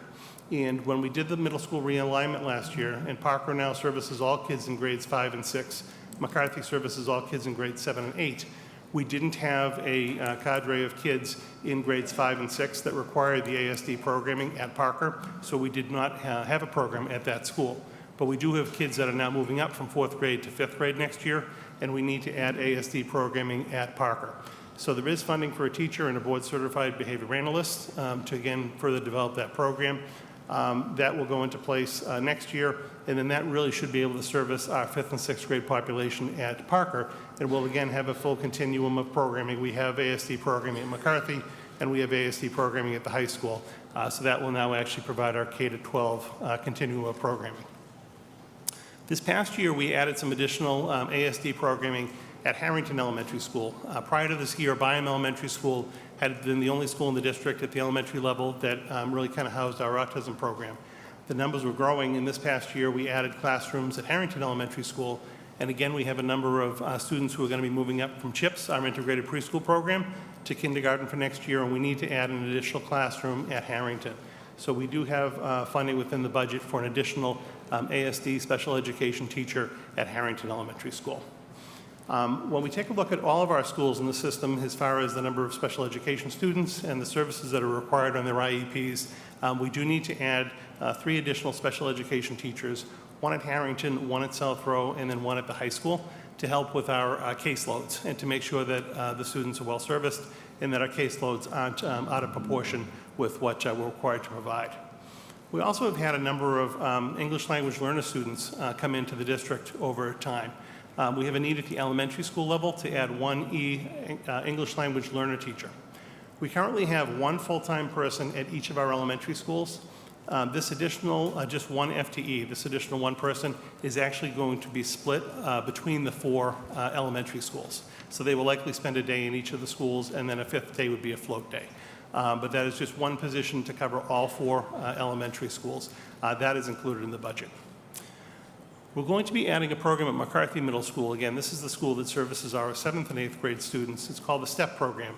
We had a very successful program at Chelmsford High School that works with students who are transitioning back to school, who may have been out of school on long-term leaves. They may have been hospitalized. They may have been requiring services outside of the district for more mental health, things along those lines. And oftentimes those students have a very difficult time coming back into the school setting. We had set up a STEP program at Chelmsford High School quite some time ago that has worked really well, and we want to now actually implement that at McCarthy Middle School as well as an additional support. It not only helps the students who are coming back into the building who may have been out for quite some time, but it really does also help the regular counselors in the building and the regular students in the building, because these kids can receive the services that they really need and not take away from services that other children may be needing. The last bullet really works now and takes a look at one of our academic focuses this year. Again, one of our points of emphasis has been around our mathematics program at the elementary, in particular middle school program. We've implemented a new math program, and one of the things that we would like to do is add 2 math specialists or math coaching positions to work with our staff implementing that program, doing some peer teaching with our existing elementary and middle school teachers, taking a look at the data from the program to make sure we're on target with what we're doing as far as our instruction, our professional development we're providing to our staff, the supports we're providing to our staff. So these 2 coaches at the elementary level, we don't have any right now, would actually be split half-time between between all 4 schools. So it's 2 total positions, and they're going to be split half and half. we always take a look at our budget each year and just take a look at our rates of pay for some of our substitute staffs. So we're not recommending any changes, and we haven't incorporated any changes in this. We are actually very competitive. We're either number 1 or number 2 in the area with regard to our day-to-day substitute teacher rates, long-term substitute teacher rates, what we pay for paraprofessionals and other substitutes in the area, nursing and whatnot as well. So those rates are just maintained within the budget. There are no increases. And then lastly, some years ago, we were able to utilize some of our school choice funding to provide for our one-on-one initiative, which provides every incoming grade 5 and then grade 9 student in the district with a district-issued laptop. And they keep that laptop for 4 years through middle school. They then turn it in, get a new laptop for high school, and that has really worked out well for us as we implement our various programs in the district. So from an equity standpoint, all of our kids have the same district-issued device, and again, has worked really well for us. Very much appreciate the town manager and the administration support in helping us work on this budget. This is a joint recommendation as far as the funding line itself. Overall, I obviously appreciate the manager and town meeting support of our previous budgets and do recommend an operating budget of $73,888,000 for our operating year to begin July 1. Thank you. Thank you. Does the Finance Committee have a recommendation? The Finance Committee unanimously recommends approval of Article 4. Select Board have a recommendation. The Select Board unanimously recommends approval of Article 4. School Committee have a recommendation. It unanimously approves the budget. Thank you. Any questions? Comments? There being none, we will vote on Article 4, the public school budget.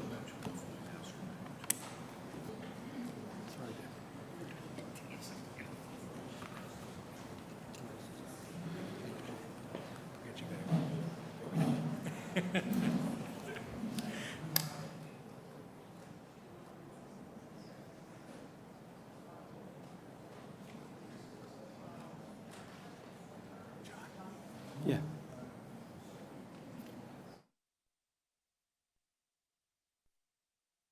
All on refreshments, they're going to be leaving at 9:30. Important message.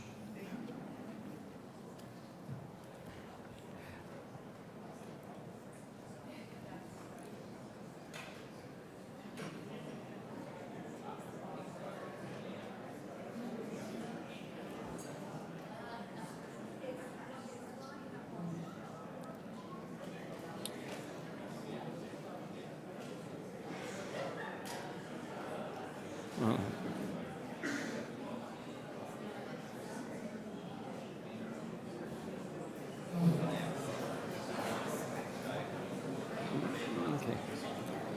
Article 4 passes 121. 130, 133? 133. One opposed and no abstentions. Thank you. Article 5. Thank you, Mr. Moderator. Article 5 is the general operating budget for the town for the upcoming fiscal year on July 1st. As is customary, we vote the town budget by line items.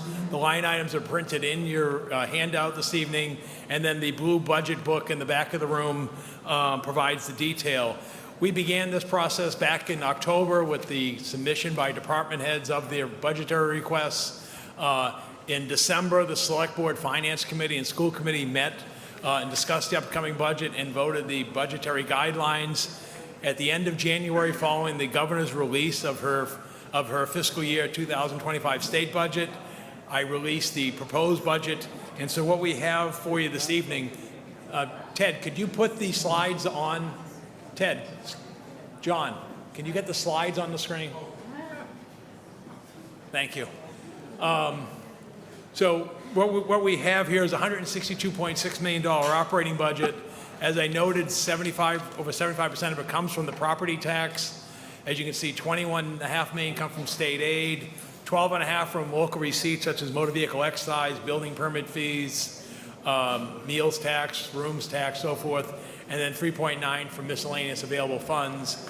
As you just voted, the Chelmsford Public Schools is almost $74 million of that total.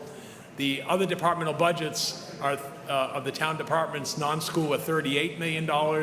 So you can see their budget's increasing by 3.47%. Our big increases in benefits and insurance, much like you heard with Neshoba Tech and what's happening in the private sector, health care and property casualty insurance. So we're up $2 million, or almost 6 2/3%. And then our debt service budget is $10.5 million, which is down $0.5 million, or almost 4.5%. And here are the areas of significant increase. Again, health insurance, our premiums come in over 6% for renewal. Our retirement assessment is established by the Middlesex County Retirement System. It's actuarial increased every 2 years to the funding level that's required to make that system fully funded by 2037. Our employee compensation is up by almost $300,000. The other increase in costs that you see in Chelmsford and other communities is the cost to collect and dispose of our solid waste and recycling materials. Again, those costs are competitively bid, but they're increasing. We're including baseline funding for the Chelmsford Center for the Arts in this budget for their general overhead, and therefore they can then continue their operations to support programs on a case-by-case basis. And then our non-excluded debt service is going up by $87,000. Medicare tax, which is basically a payroll tax, is up by $65,000, and our property, casualty, and workers' comp is up $50,000. So again, as I mentioned at the outset, it's level service, level staffing, and these are our fixed cost increases. Thank you, Mr. Moderator. Thank you. Does the Finance Committee have a recommendation? The Finance Committee unanimously recommends approval of Article 5. Select Board have a recommendation? The Select Board unanimously recommends approval of Article 5. Anyone have any questions regarding the general municipal budget? There being none, we will vote on Article 5.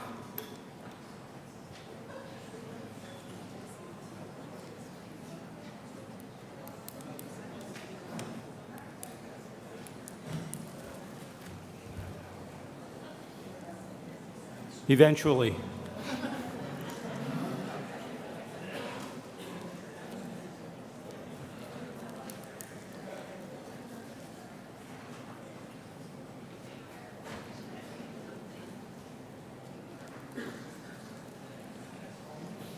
There we go.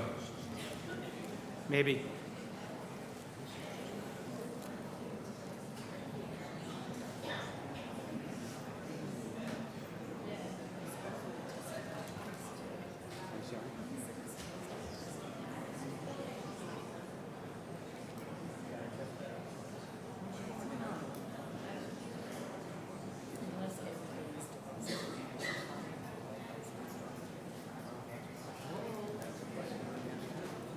Oh, yeah, he hasn't said it yet. Well, that made a big difference.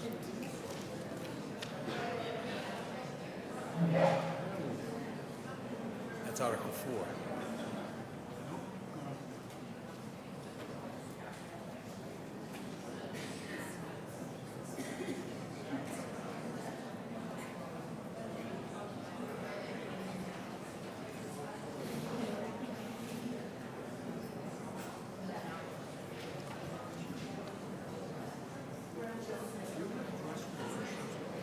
He did address it. It was working.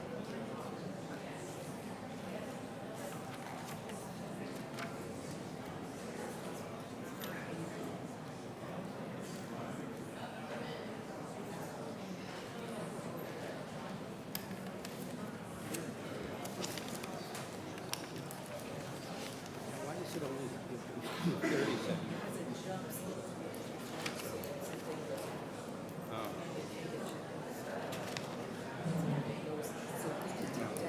Yeah.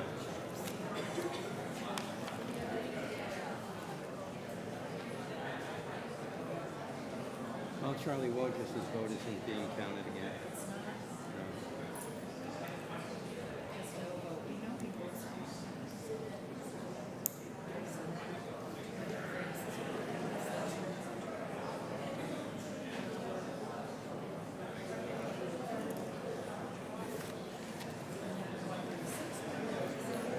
Okay, the article passes 136 in favor, 1 opposed, and no abstentions. Article 7. Article 7 is the proposed fiscal year 2025 capital budget. The requested amount in total capital expenditure financing is $5.88 million. There's a significant amount of projects, and it's obviously a borrowing, so it requires a 2/3 vote. We also recapture some funds. I'm going to turn the podium over to our Finance Director, John Souza. John, as Finance Director, chairs the Capital Budget Planning Committee, which meets in the November-December timeframe and basically culled down almost $11 million of requests to an essential $5.8 million. So John, turn the podium to you.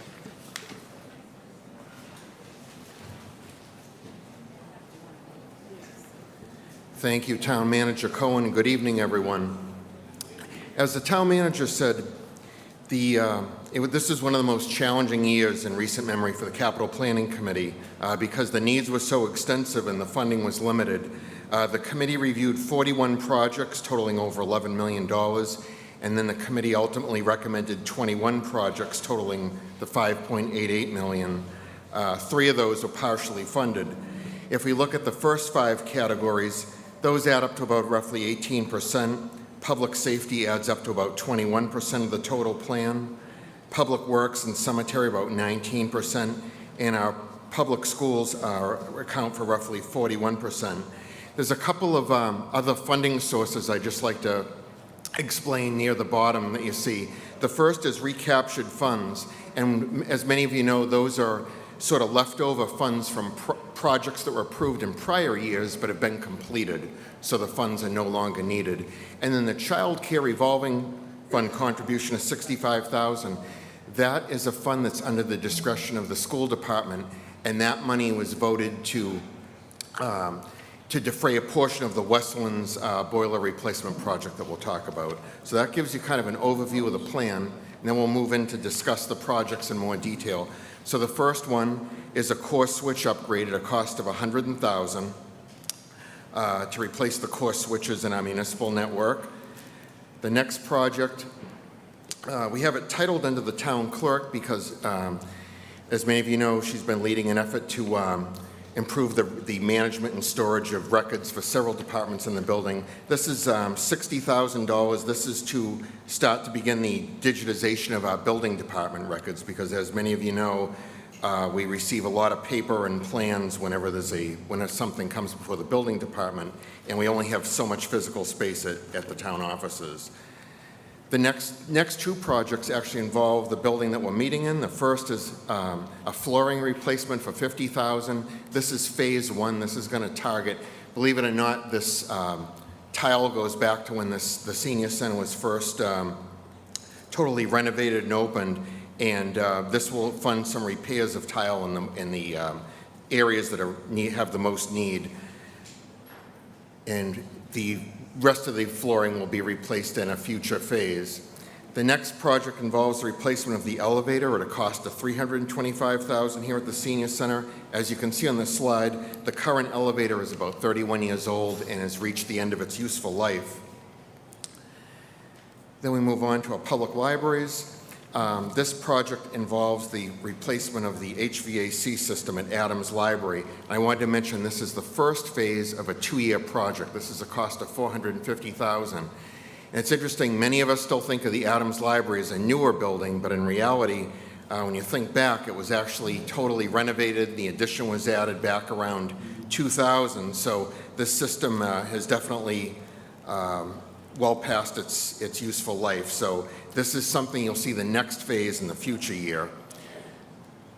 The next project involves the replacement of an older health department vehicle that's used by the health inspectors. That's at a cost of $50,000. And then we move on to public safety.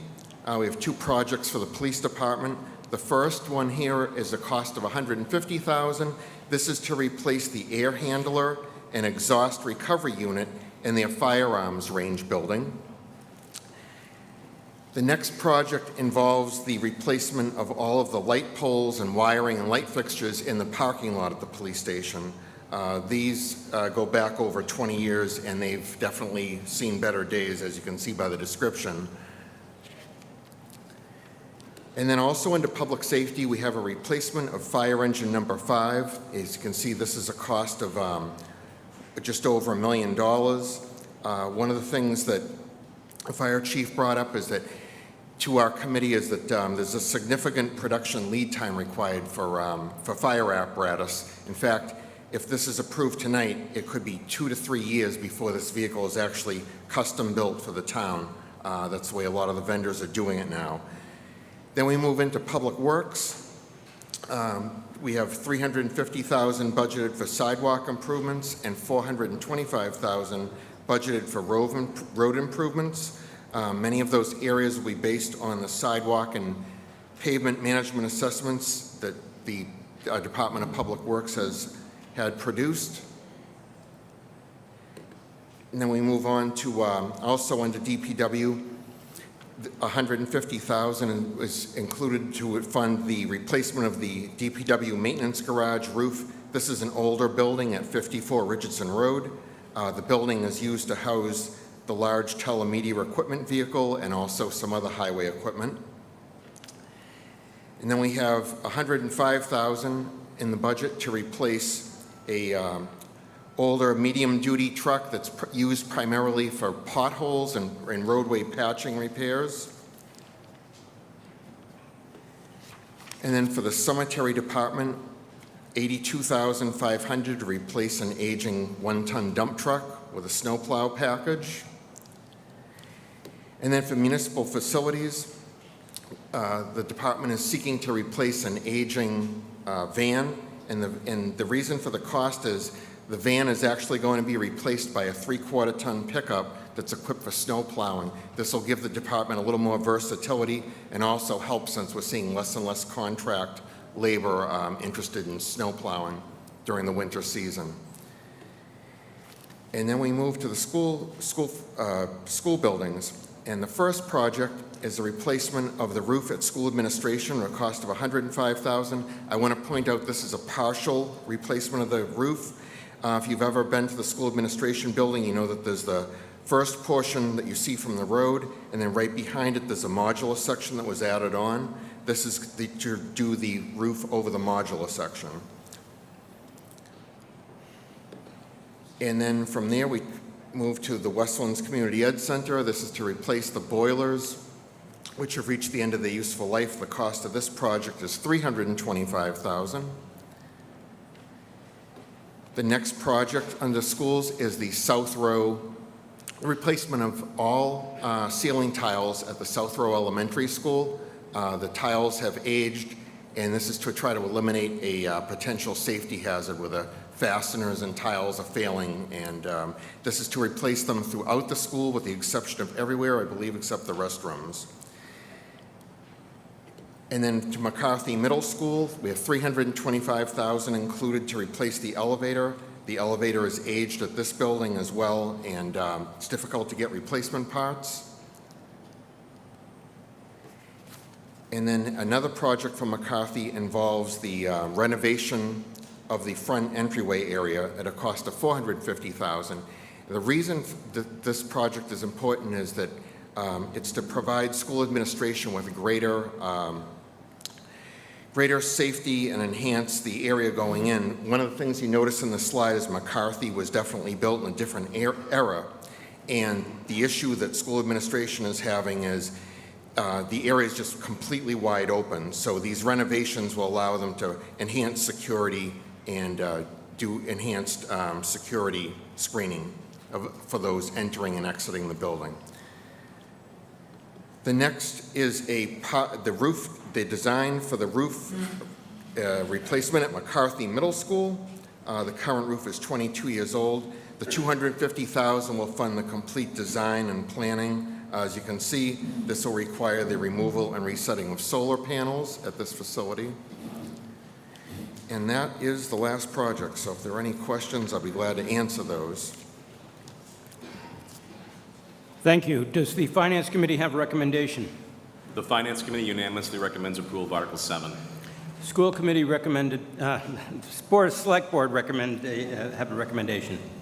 The Select Board unanimously recommends approval of Article 7. Okay, any questions, concerns?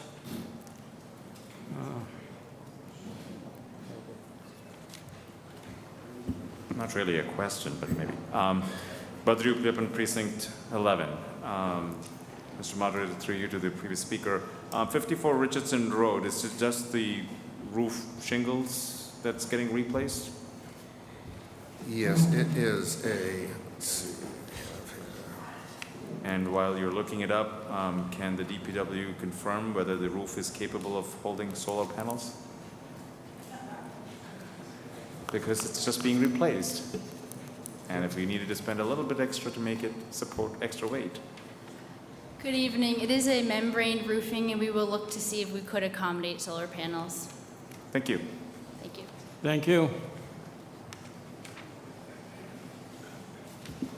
Claire Janot, Precinct 4.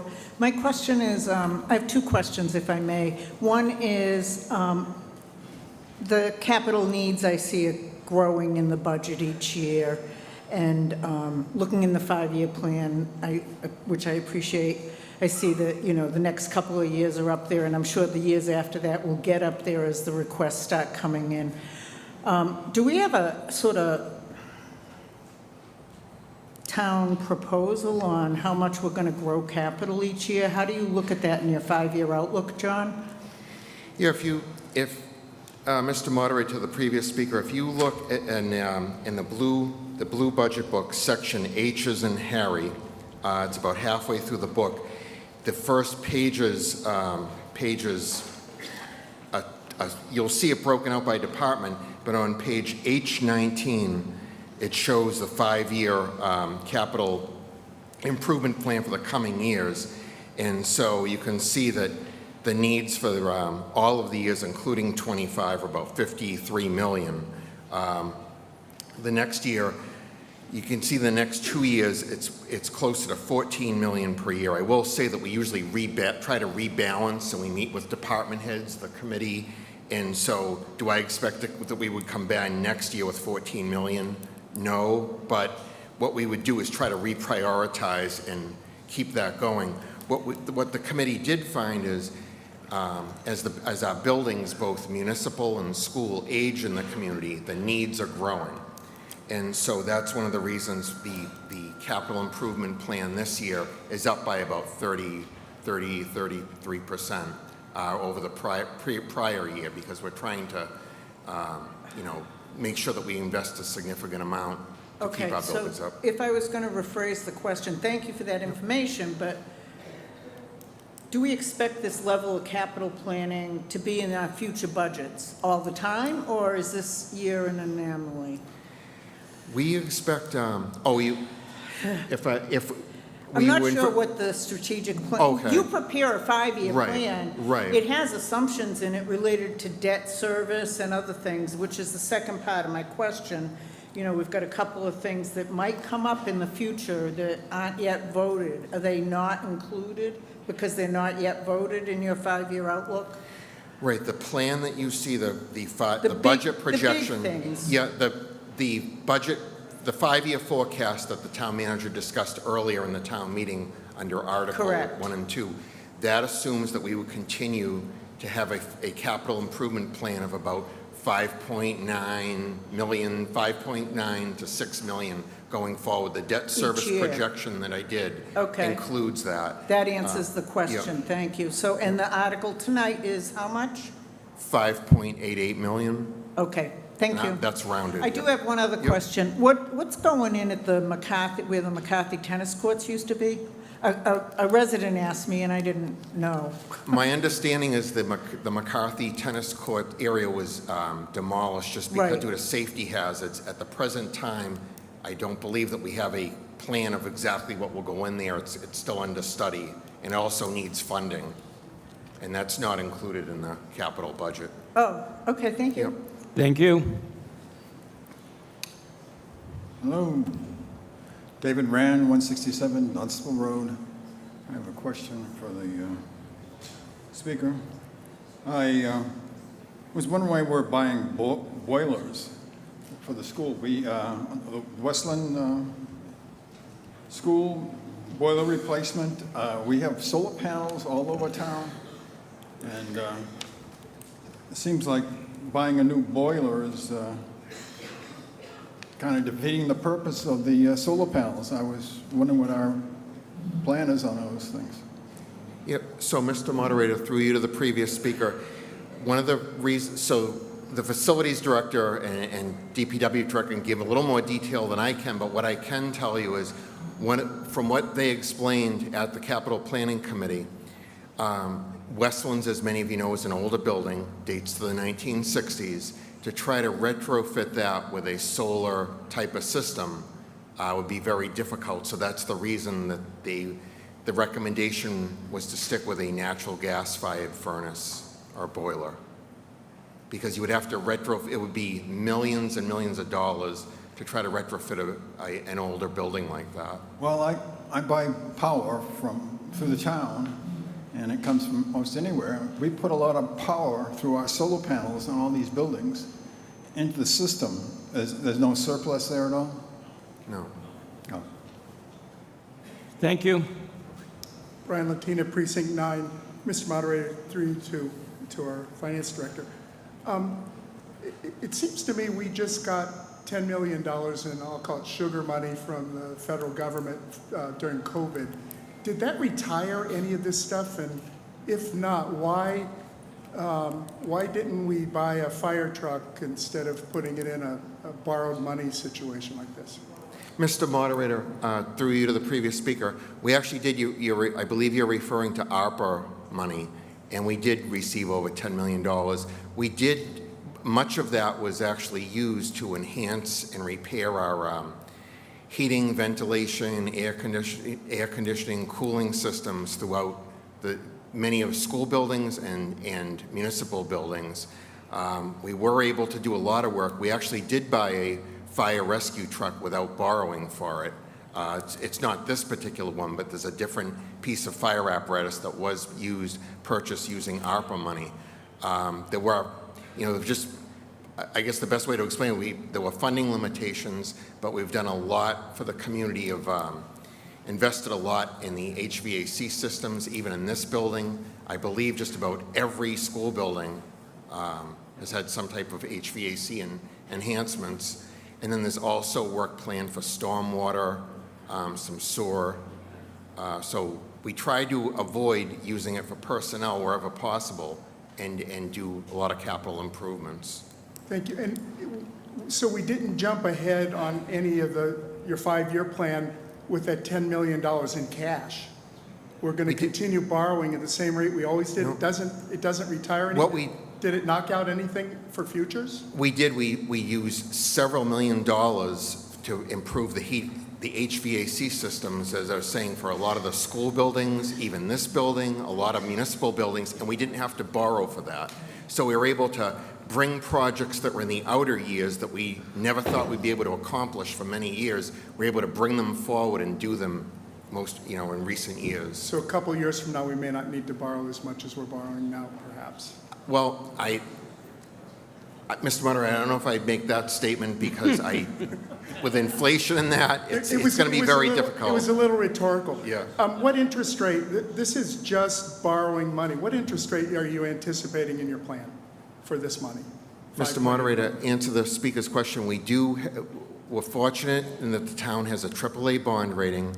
The terms of the bonds are going to vary between 5 years, usually 10 years, 1 or 2 projects maybe 15 years, and I would estimate that the rate would be somewhere between 3.5–4% when you factor in all of the bond premiums that we'll receive. So we will definitely be able to get the lowest market rate possible with the AAA rating. We are, of course, interest rates are a little elevated from where they were 2 or 3 years ago, but we will be able to borrow at the lowest interest rate possible. Just a kind of side question. At what interest rate does the town charge someone that's late on their tax bill or their water bill? Come on, Mr. Latina. That's not an appropriate question. It's an appropriate question. No. This is a capital budget. This is Capital budget. this is a capital budget. This is different. This is borrowed money. So please, come on, don't mix apples and oranges. You know better than that. I thought it was a simple question that. It is, but it's probably wrong. just- It's an improper question, and I'm ruling it out of order. Thank you, Mr. Moderator. You're welcome. There being none, no further questions. We're going to vote on Article 7, which is the proposed capital budget of $5.883 million.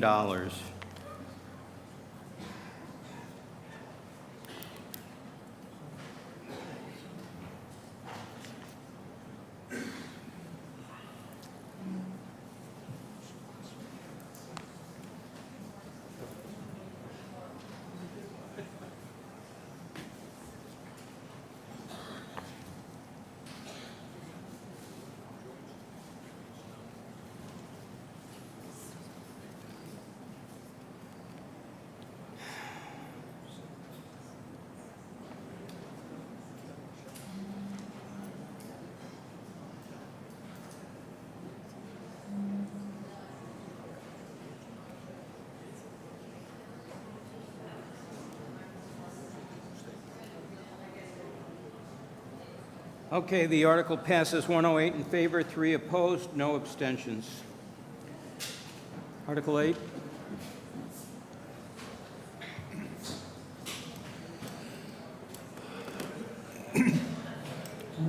Article 8 is a request to receive an appropriation of $1.8 million to pay for the cost of a feasibility study for the Colonel Moses Parker Middle School over at 75 Graniteville Road. The town was fortunately able to be invited into the Massachusetts School Building Authority program for project eligibility this past year after several years of requests of trying to get in for the high school. We were able to get in for the middle school at Parker, and we're now in this eligibility phase where we then have to meet certain criteria by the end of this calendar year to then go into the feasibility stage. And one of those is that we have to appropriate funds for the feasibility study. The Massachusetts School Building Authority, or MSBA, will reimburse the town at a rate of 52.26% for this study. The study funds include the cost of an owner's project manager, schematic design, and looking at all the possibilities of what can be done in terms of grade configurations. We have 913 days to complete this feasibility study. Once we're approved by the MSBA, which we believe will be next February, and then the state has told us that we will not be eligible to bring it to a vote in the community before July of 2026.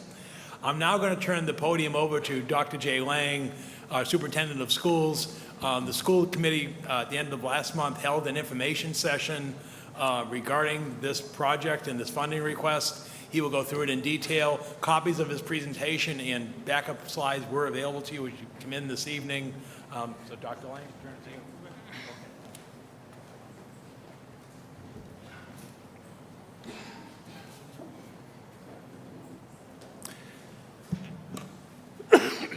Good evening. I'm excited to present this opportunity to you this evening. The school committee and administration has worked very hard to get us to this point tonight with the support of town administration, of the select board, and finance committee, and your work is much appreciated. As you know, we held a public information session at the end of March. A copy of the link to the recording was forwarded, and many of the town meeting representatives and residents have been able to view that. I appreciate you taking some time, if you were able to, before the meeting to prepare for tonight's discussion. That presentation was obviously quite lengthy, and we won't be doing that tonight, but I have some highlight slides to guide our discussion. The article before you funds a feasibility study to examine a potential new middle school project in partnership with the state, the Massachusetts School Building Authority, or the MSBA, as it may be referenced within the presentation this evening. Sorry. A couple quick highlights. You know, our schools are aging. As you'll see from some of the slides to follow, We haven't built a new school in town in over 50 years. This would be a significant first investment in some time toward replenishing and modernizing our school buildings. Secondly, and also equally as important, is that we have a significant enrollment increase projected at the elementary and middle school levels of the district over the next 10 years, approximately 650 students. We do not have capacity within our current schools to accommodate this increase and maintain the integrity of programs and services we currently provide and that our families in town have come to expect. And while we were doing this project, we looked to see if we might be able to accomplish building enhancements for our students and staff, at the same time taking care of our projected enrollment increase all in one project, which would likely be the most cost-effective option. So going through the feasibility of the MSBA Statement of Interest process, we applied for consideration of a potential middle school project, naming Parker as the site. And the MSBA has approved us looking at 3 potential options. First, and as I mentioned earlier during the budget presentation, all of our grade 5 and 6 students currently attend Parker Middle School. So the first option would be the smallest option, and that would be just a 1-for-1 replacement of Parker Middle School. So a 2-grade level school, 5 and 6, but a new facility. A second option, which would be the largest option, would be to build a brand new grade 5 to 8 school to take care of all of the middle school population in town. So that would be rejoining the schools in a very large school. Ballpark, to give you some perspective, the Parker Middle School project now with 2 grade levels has approximately 800 students in it. So if you were to bring, for option 2, all kids under one roof for grades 5 to 8, it would be about double that. So it would be about a 1,600 student school, which is the largest of the projects. And then the third option is kind of in the middle. What this option would provide for is a new grade 4, 5, and 6 school. This would allow us to take a grade level, the 4th grade, out of our existing 4 elementary schools, and when we build a new middle school, have it be a 3-grade level school for approximately 1,200 students, if we're looking at today's numbers. In that particular project, again, it actually helps us not only with a new school building in town, but also takes care of our enrollment issues at the elementary schools. So in one project, we would be able to, in both projects actually 2 and 3, we'd be able to accomplish a new potential building as well as take care of our short and long-term enrollment needs. Another factor that we really took into consideration, this is the 4th bullet, is when we're bringing a project forward, and one of the options we want to look at, we want to make sure it's going to benefit all kids in town. So we currently, again, have under this, say, the 4, 5, 6 option, all of our 4th grade kids in town, all of our 5th, all of our 6th would be educated together. Every student would have the same and comparable experience. We wouldn't have, if we only built a school in, say, one part of town and not the other part of town, half the town may have a new school, half the town may not, and that would be an equitable issue. But under this scenario, we actually would be able to have all kids educated in the town and have that experience. And the other thing is we'll talk about is I really do think if this is going to be possible for us, obviously state partnership and state assistance is going to be critical. Our current reimbursement rate is 52.26%, as the town manager indicated. So to potentially have a very large project, whether it's option A, B, or C, be more than half paid for by the state, I think is significant, and it can't be understated, because this is going to be a very big project for us. But to be able to have state investment, to be able to offset town investment, I do think is significant. Again, when we take a look at our facility age chart, you'll see the high school is our newest building, again at 50 years old, and they range all the way up to close to 70 years. Most of our schools have modular classrooms that we're actually operating schools in these days because we really are feeling some space constraints. The elementary modulars that we installed in 2017 are fantastic. They're being well served, and they're probably going to be with us for the next 30 plus years. But we're even at capacity with those buildings being in place. Parker brings some very unique issues for us if we were to take a look at any kind of renovations to that particular school. Those modular classrooms are kind of the old school modular classrooms that are going to be needed to be replaced in the coming years. Because of the age of the building, because of the new code, as soon as we were to try to replace those modular classrooms, code is going to kick in, and that building does not have fire suppression systems. It doesn't have a sprinkler system. It is not ADA accessible. There are going to be all kinds of triggers that are going to kick in additional cost to any kind of renovation at that school. Will we look at renovation under the feasibility study? Certainly, and the state requires us to. I just don't think it's going to be economically advantageous to us. I think it may just be too cost prohibitive to do, but we'll certainly look at that because it is going to be something that we have to look at. But Parker is really, in my opinion, not a school that, because of the space itself, and again, the code issues it would trigger, as well as the ADA issues, really be a viable site for us. When we take a look at our enrollment projection, again, I included some slides in the detail. I'm really concerned about the significant increase coming particularly at the elementary and middle school level. I am not concerned about the high school. We have plenty of capacity at the high school, but we truly need to do something that's going to help us out at the elementary and middle school level.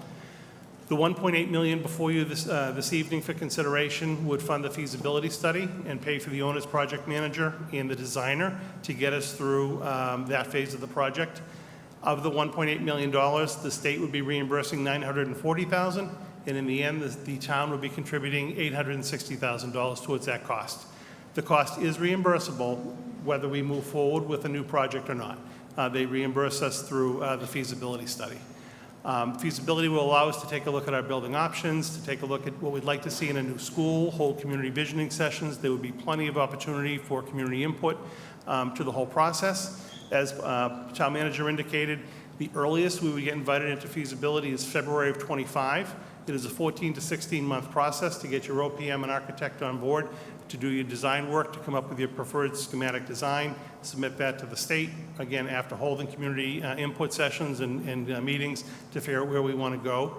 The very earliest we would move to a town-wide ballot vote to hopefully support the program would be fall of '26, spring of '27. And under a good scenario, if everything were to move forward, we would potentially be looking at opening a new school around the 30-31 school year. Oops, I went one slide too many. So I know that was a little quick in the end. I was trying to hit my 10 minutes. But if anyone has questions, I'm more than happy to talk about them. I do have some additional slides in case anything came up question-wise that I might be able to refer you data-wise to. But very much appreciate your support and consideration of this initiative before you this evening. Thank you. Does the Finance Committee have a recommendation? The Finance Committee unanimously recommends approval of Article 8. Select Board have a recommendation? Select Board unanimously recommends approval of Article 8. The School Committee have a recommendation? The school committee would recommend the project. Okay, any questions?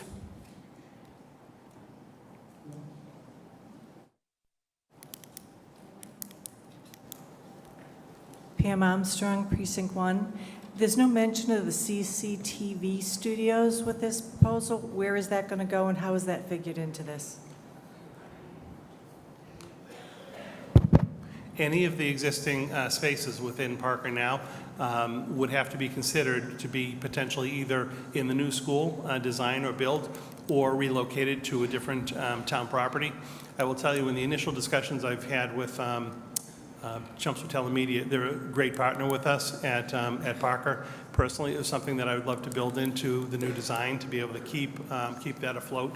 We're looking to expand programming options for our students, and to be able to have them actually in the same facility and be able to do some of that work would really be, well suited for us, and I'd certainly be in favor of. So I would hope that that would actually be included in the design and really become part of our curriculum. Okay, thank you. Thank you. Anyone else? There being none, we will vote on Article 8. Requires a 2/3 vote for a $1.8 million feasibility study for the Parker Middle School.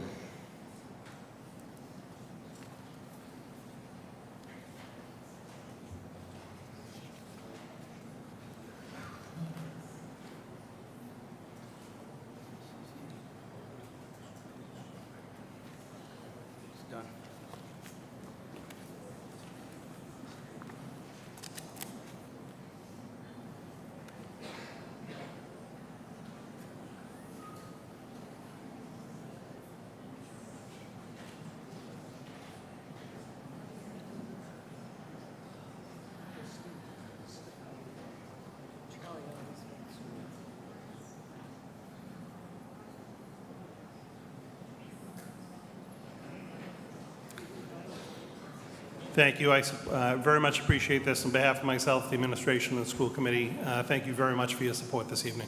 So the article does pass, 121 in favor, 3 opposed, 1 abstention. And now we jump to number 10, Article 10. Thank you, Mr. Moderator. Article 10 and 2 other articles are the remaining financial articles before you this evening, and they pertain to DPW equipment. Our Public Works Director, Christine Clancy, is going to do the presentation on these articles. The first one is to upgrade the Kensington Road sewer pump station at a appropriation of $655,000 that will be borrowed.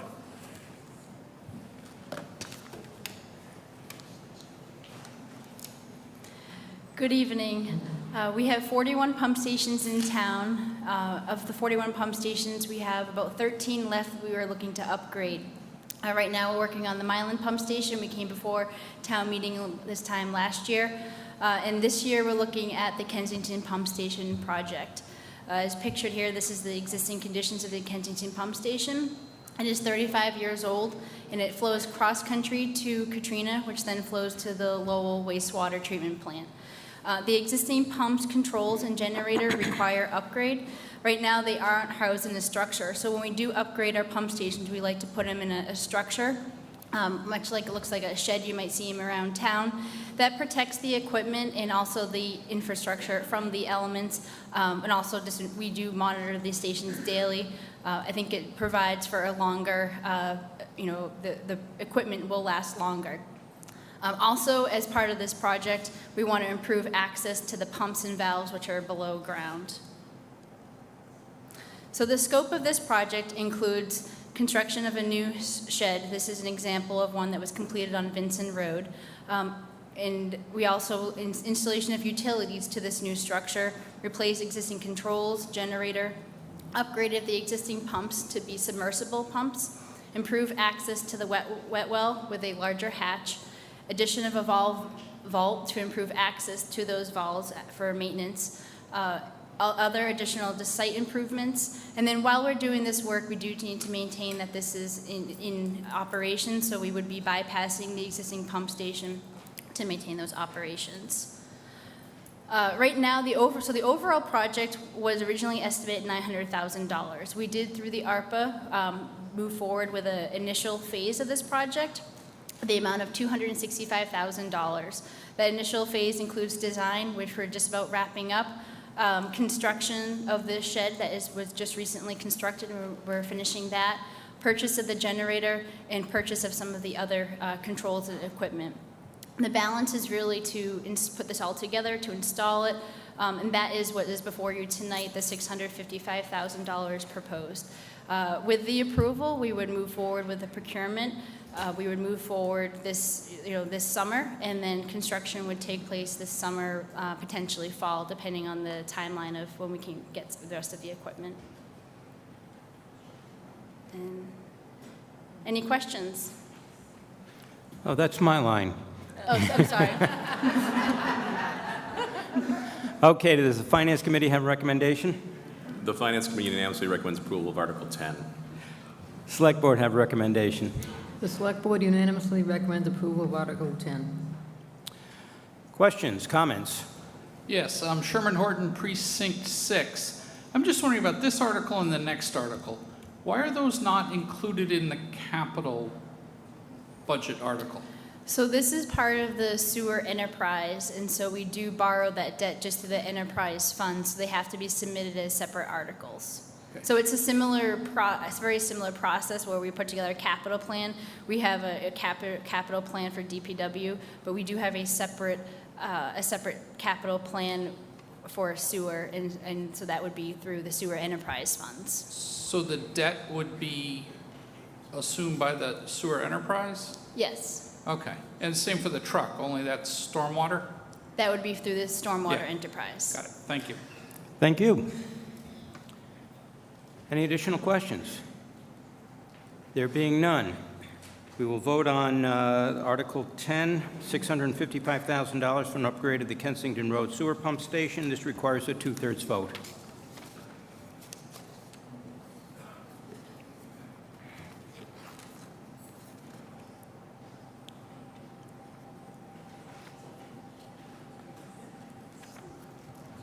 just have two more, 11 and 13. What? Oh, we're going to be better than that. I'm surprised that nobody's asking that many questions.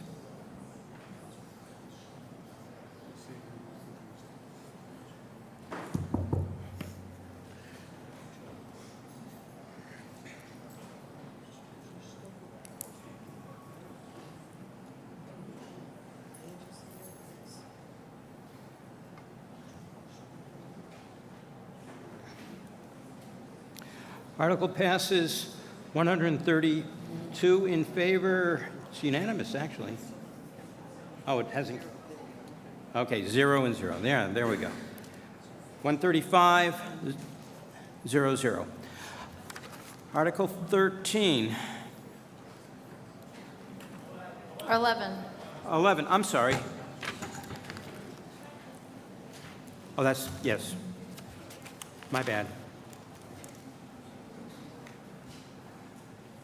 All right, so Article 11 is the request to purchase a sewer flush truck in the amount of $350,000, and this would be purchased through the Sewer Enterprise Fund and borrowing that debt.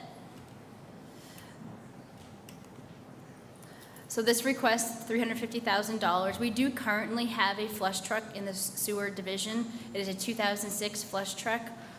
It is still in good condition, and we actually are looking to repurpose it and move it over to stormwater, which is a new division.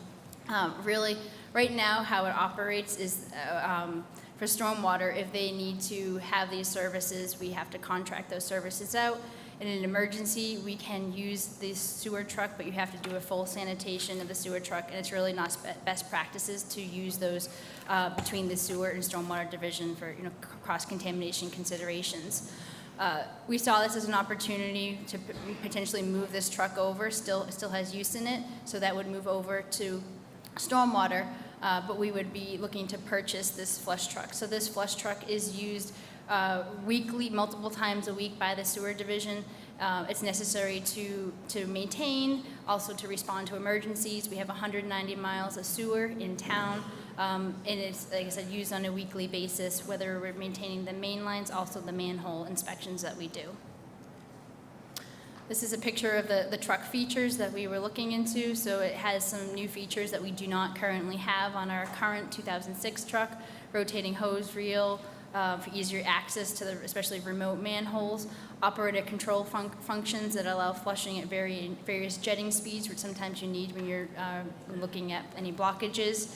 It has a 1,500-gallon water tank on the truck, also climate control cabin, and then this eco operating platform, just lower noise and this increased fuel efficiency with this new vehicle as well. Thank you.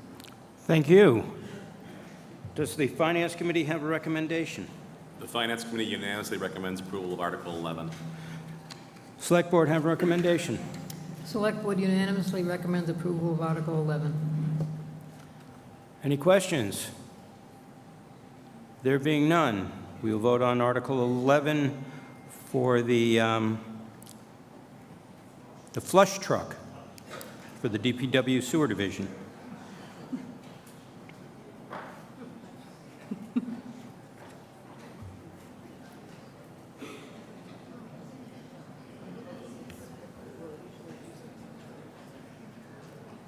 There it is. Just jumped up to 30 right now. Yeah, so it starts at 35. I got it. Used to.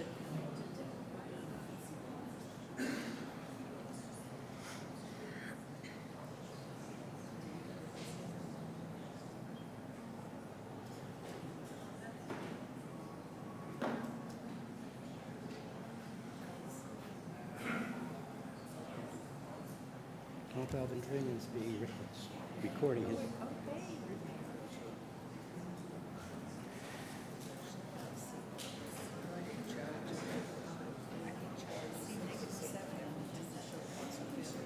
Yeah. The article passes 131 in favor, 3 opposed, no abstentions. And now we jump to Article 13, which would be the last article for the evening. So Article 13 is the request to purchase a stormwater camera truck in the amount of $340,000. This would be purchased through the DPW's stormwater division and borrowed through debt under that stormwater enterprise. Currently, the stormwater does not have a CCTV truck. The sewer division does have one, but like I said, we do not like to use the sewer truck for stormwater. It's best practices to keep them separate. In the event we had to use it, we'd have to sanitize it. Also, really there's needs in both the sewer and stormwater. Sewer uses a truck multiple times a week, and stormwater does have the need. So right now, if we do use a truck, we basically have to lease it out, and the current quote is about $2,300 a day. So that quickly adds up. Right now, we have 100 miles of drainage pipe, 325 culverts. A lot of our infrastructure we need to routinely inspect, especially with the significant amount of rainfall that we've received this past season. There's been a lot of potential flooding concerns, and we've had to inspect areas. So having this truck would really be critical to being able to further investigate our infrastructure and see what any type of repairs are needed or upgrades. And so we would look to use this really multiple times a week. So if you just do the math, looking at it, if you use it 50 times, and I was just looking at potentially 50 times a year, you could potentially pay for the truck in 3.5 years, and it would have we look to use this for about 10 to 15 years at least for the stormwater division. Thank you. Does the Finance Committee have a recommendation? The Finance Committee unanimously recommends approval of Article 13. Select Board have a recommendation. The Select Board unanimously recommends approval of Article 13. Any questions? There being none, we will vote on Article 13. Again, this requires a 2/3 vote.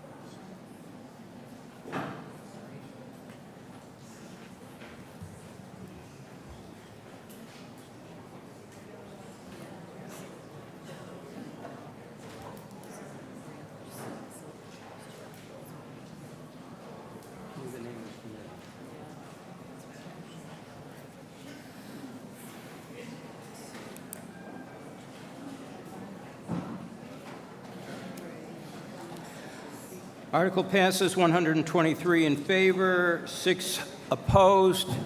To 7:30 on Thursday night. Do I have a motion to adjourn? Do I have a second? All in favor? Thank you, Mr. Latina.